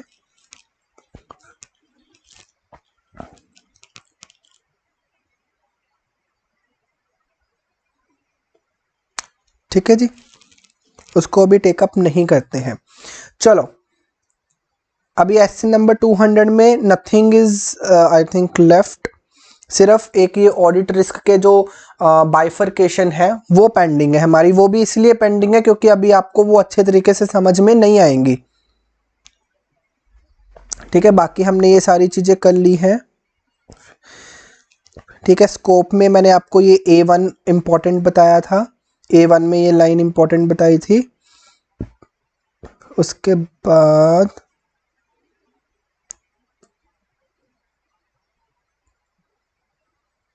अच्छा, ये चीज़ तो आपको मैंने ऑलरेडी बता रखी हुई है ना, इन चीज़ों को पढ़ने का कोई बेनिफिट नहीं है। कि मैंने आपको बताया था कि सर जो फाइनेंशियल रिपोर्टिंग फ्रेमवर्क्स होते हैं वो क्या होते हैं, वो तो आपको स्टार्टिंग में बता दिया था ना कि जो सारे ऐसे लॉ एंड रेगुलेशन जो कि फाइनेंशियल स्टेटमेंट्स के ऊपर इम्पैक्ट डालते हैं, वो सारे क्या होते हैं, हमारे पास फाइनेंशियल रिपोर्टिंग फ्रेमवर्क का पार्ट होते हैं। ठीक है, अच्छा अब ये देखो यहाँ पे इन्होंने एग्जाम्पल्स देके बता रखा है, जैसे कि स्टैंडर्ड्स, अकाउंटिंग स्टैंडर्ड्स होते हैं। ठीक है, और बता रखा होगा इन्होंने आगे। ठीक है, ये देखो अकाउंटिंग इंटरप्रिटेशंस। ठीक है, ये सारी चीज़ें laws and regulations, ethical requirements, regulations, court decisions, professional obligations, ये सारे हमारे उसका पार्ट है। ये चीज़ें पढ़ने की ज़रूरत नहीं है। अच्छा, एक चीज़ आपको पता होनी चाहिए जो कि आपको मैं बता देता हूँ। आपको एक कॉन्सेप्ट बताते हैं। आपको पता है कि हम जो ऑडिट करते हैं, हम ऑडिट किस चीज़ का करते हैं? एक वर्ड आता होगा हमेशा, हिस्टोरिकल। बहुत सारे को स्टूडेंट्स को हिस्टोरिकल का मतलब नहीं पता होगा। हिस्टोरिकल फाइनेंशियल स्टेटमेंट्स का जब भी कभी आप स्टैंडर्ड्स पढ़ोगे ना, तो कई बार फाइनेंशियल स्टेटमेंट्स के साथ एक वर्ड लिखा आ जाता है, हिस्टोरिकल। अब इसका मतलब क्या है, कई स्टूडेंट्स को ये चीज नहीं पता होती। देखो ये कुछ नहीं है, ये आपके +1 का अकाउंट्स है। +1 में जरा जाओ, अगर किसी बच्चे ने +1 में कॉमर्स लिया हुआ था, क्योंकि ज़रूरी नहीं है कि सीए सिर्फ कॉमर्स स्टूडेंट करते हैं, साइंस स्टूडेंट्स भी कर लेते हैं कई बार। तो जिन जिन स्टूडेंट, मोस्टली स्टूडेंट्स ने +1 में कॉमर्स पढ़ा होगा, वहाँ पे जाओ तो वहाँ पे आप एक चीज़ पढ़ते होते थे ना कि हम क्या करते हैं अकाउंट्स में, क्या करते हैं कि जो जो ट्रांजैक्शंस ऑलरेडी घटित हो चुकी हैं, जो जो ट्रांजैक्शंस ऑलरेडी हो चुकी हैं, एंड में, साल के एंड में हम क्या करते हैं उन सारी ट्रांजैक्शंस का एक वेरवा, मतलब एक अकाउंट्स तैयार करते हैं जिसमें हम P&L बैलेंस शीट बनाते हैं। तो बेसिकली हिस्टोरिकल का क्या मतलब हो गया कि जो चीजें, जो जो घटनाएं ऑलरेडी घटित हो चुकी हैं। अब मुझे ये बताओ फाइनेंशियल स्टेटमेंट्स कब बनती हैं? साल के एंड में बनती है ना। Answer is yes. मतलब 1/4 सपोजिंगली 2020 से लेके 31 मार्च 2021। अब मुझे ये बताओ हमारी जो फाइनेंशियल स्टेटमेंट्स की डेट होगी वो कौन सी होती है? ये वाली। Answer is yes. तो इसका मतलब क्या है कि हम यहां पे अपनी फाइनेंशियल स्टेटमेंट को फाइनलाइज करते हैं। ठीक है, यहां पे हमारी फाइनेंशियल स्टेटमेंट्स क्या हो जाती हैं? फाइनलाइज। और ये जो फाइनलाइज होती है कौन सी डेट की होती है? 31 एज ऑन कौन सी डेट? 31 मार्च 2021। और इसमें कौन कौन सी ट्रांजैक्शंस आ रही हैं? पिछले एक साल की। मतलब इसमें इसमें कोई फ्यूचर प्रोजेक्शंस आ रही हैं कि हम फ्यूचर में ये करेंगे, हम 2022 में ये करेंगे, हम 2021 में ये करेंगे, क्या उसके ऊपर कोई हम फाइनेंशियल स्टेटमेंट्स बना रहे हैं, प्रोजेक्शंस बना रहे हैं? Answer is no. तो हम कौन सी फाइनेंशियल स्टेटमेंट्स देख रहे हैं? जो कि ऑलरेडी ट्रांजैक्शंस वो वाली इंक्लूड करते हैं जो कि ऑलरेडी हो चुकी हैं। तो इसका मतलब ये ट्रांजैक्शंस कौन सी है? पास्ट ट्रांजैक्शंस जो कि ऑलरेडी घटित हैं, ऑलरेडी हो चुकी हैं। तो इसका मतलब हम कौन सी ट्रांजैक्शंस को रिकॉर्ड कर रहे हैं? हिस्टोरिकल ट्रांजैक्शंस को। इसलिए हमारी फाइनेंशियल स्टेटमेंट्स को क्या बोला जाता है? Historical financial statements. और एक और तरीके की फाइनेंशियल स्टेटमेंट्स होती है, अब आपको बताते हैं। There is another type of financial statements जो कि प्रोजेक्टेड फाइनेंशियल स्टेटमेंट्स। इसके ऊपर हम अपना ओपिनियन देते हैं? Answer is no. Projected financial statements के ऊपर ऑडिटर ऑडिट नहीं करता। प्रोजेक्टेड फाइनेंशियल स्टेटमेंट्स क्या होती है? ये एक प्रोजेक्शंस होती है। प्रोजेक्शंस मतलब कि फ्यूचर में क्या होगा, ये कब काम आती है? ये जैसे अभी किसी पर्टिकुलर पर्सन ने बैंक से लोन लेना है, या फिर हमने अपने इन्वेस्टर्स को दिखाना है कि भाई हम अपना फ्यूचर में हमारा ये एम है, ये हम, अगर आप हमें इतना पैसा दे दोगे तो हम आपको पूरी प्रोजेक्शंस बना के दिखाते हैं कि आप हमें इतना पैसा दोगे तो हम उसको ऐसे ऐसे इन्वेस्ट करेंगे और इतना प्रॉफिट आएगा, ये। तो बेसिकली ये प्रोजेक्शंस होती हैं। ये किस काम आती हैं? बोरोइंग्स करने के लिए या लोन लेने के, लोन बोरोइंग्स तो सेम, इन्वेस्टमेंट्स, जो इन्वेस्टर्स हैं उनको एंटाइज करने के लिए। ठीक है, तो इन चीज़ों को करने के लिए हमारे पास प्रोजेक्टेड फाइनेंशियल स्टेटमेंट्स का कॉन्सेप्ट है। तो प्रोजेक्टेड फाइनेंशियल स्टेटमेंट्स के ऊपर ऑडिटर कभी भी अपना ओपिनियन नहीं देता, कभी भी हम इसके ऊपर अपना ऑडिट नहीं करते हैं।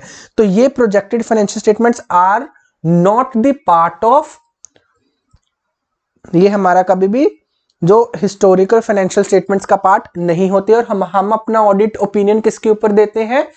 हिस्टोरिकल फाइनेंशियल स्टेटमेंट्स के ऊपर। तो ये चीज आप कई स्टूडेंट्स के दिमाग में डाउट रह जाते हैं, तो इन चीजों को क्लियर करके चलें।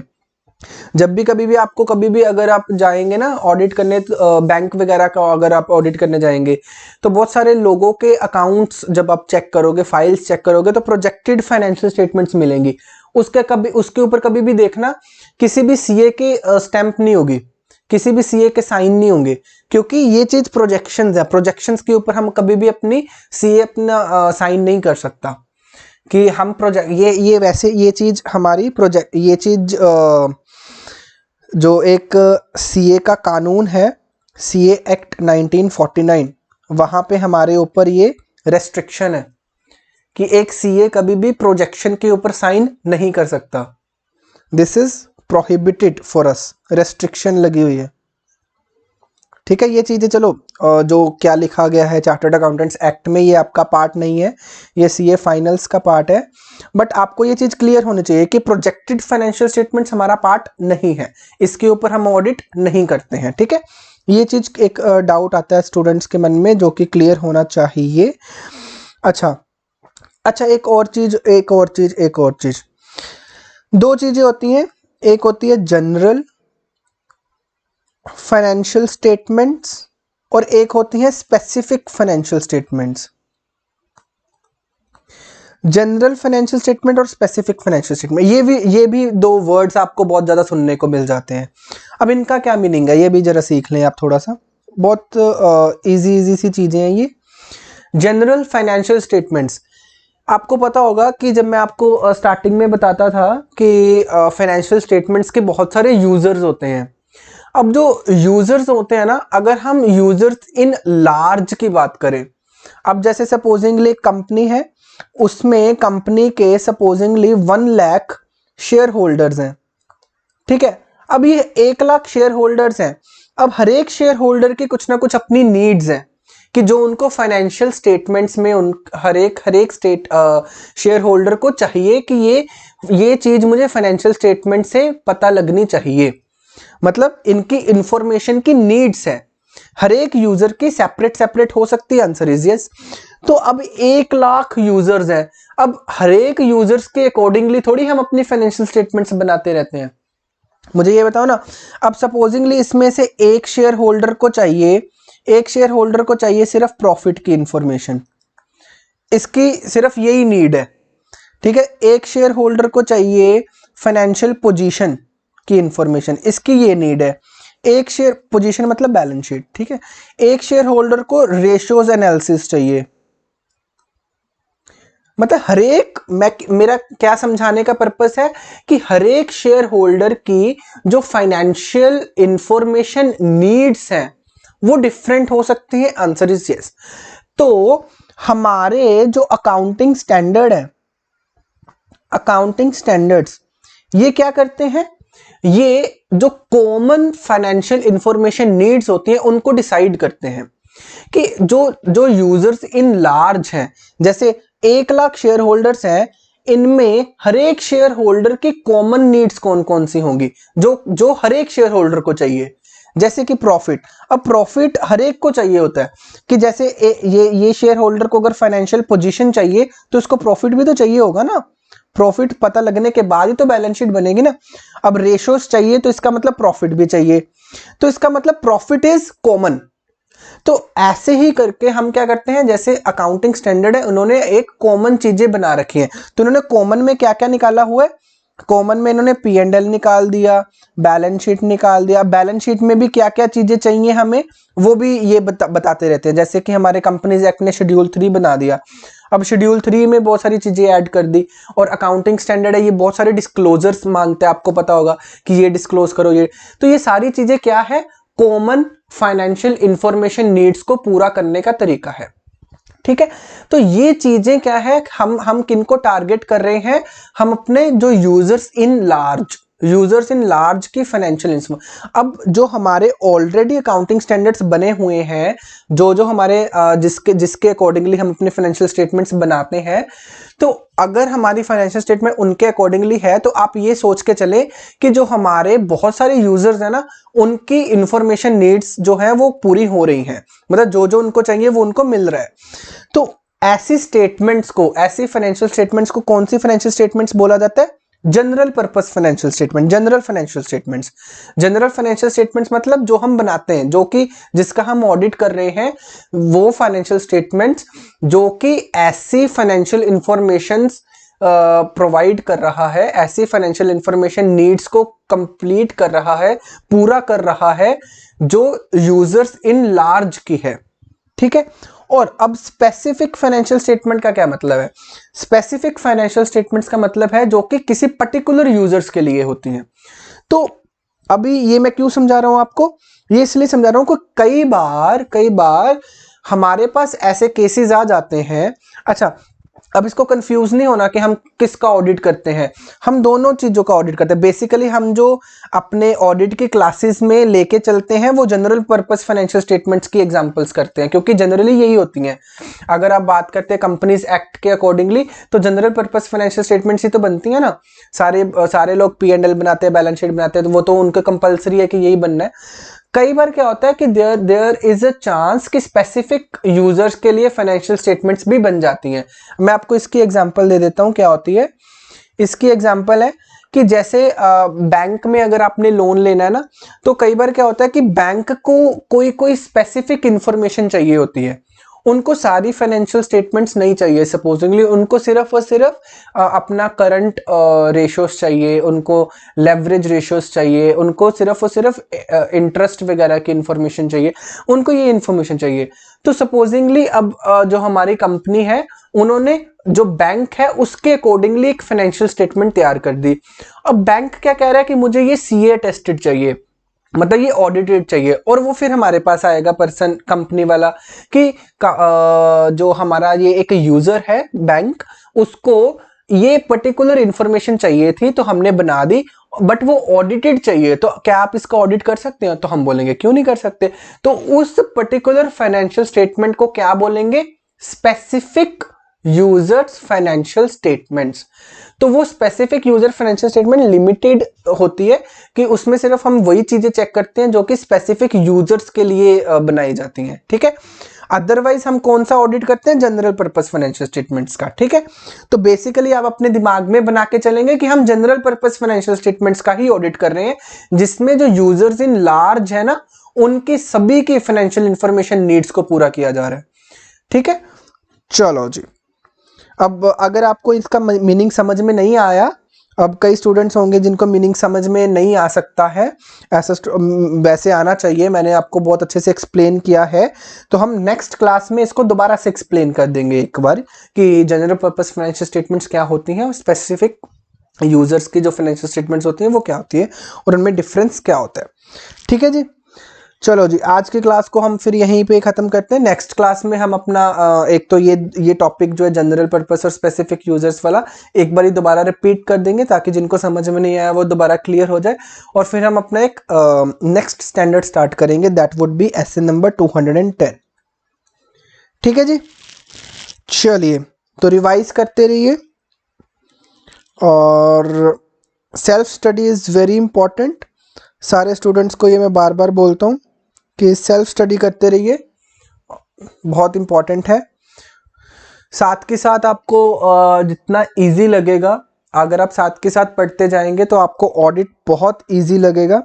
और अगर आपने कहीं पे डिले कर दिया कि हम क्या करते हैं, क्लासेस पहले कंप्लीट कर लेते हैं, फिर हम अपनी स्टडी को है जो वो चालू करेंगे, फिर हम अपनी सेल्फ स्टडी करने बैठेंगे, तो उसका कोई बेनिफिट नहीं होगा। फिर मैं आपको बता रहा हूँ, मैं अपने एक्सपीरियंस से आपको बता रहा हूँ कि ये चीज़ें होती हैं कि हमें ऐसा लगने लग जाता है कि हम पहले अपनी कोचिंग कंप्लीट कर लेते हैं तो हमारा एक बर्डन ख़त्म हो जाएगा, कि हम अपनी कोचिंग कंप्लीट कर ली एंड हमारा बर्डन ख़त्म हो गया, अब हम क्या करेंगे, हम सेल्फ स्टडी करेंगे।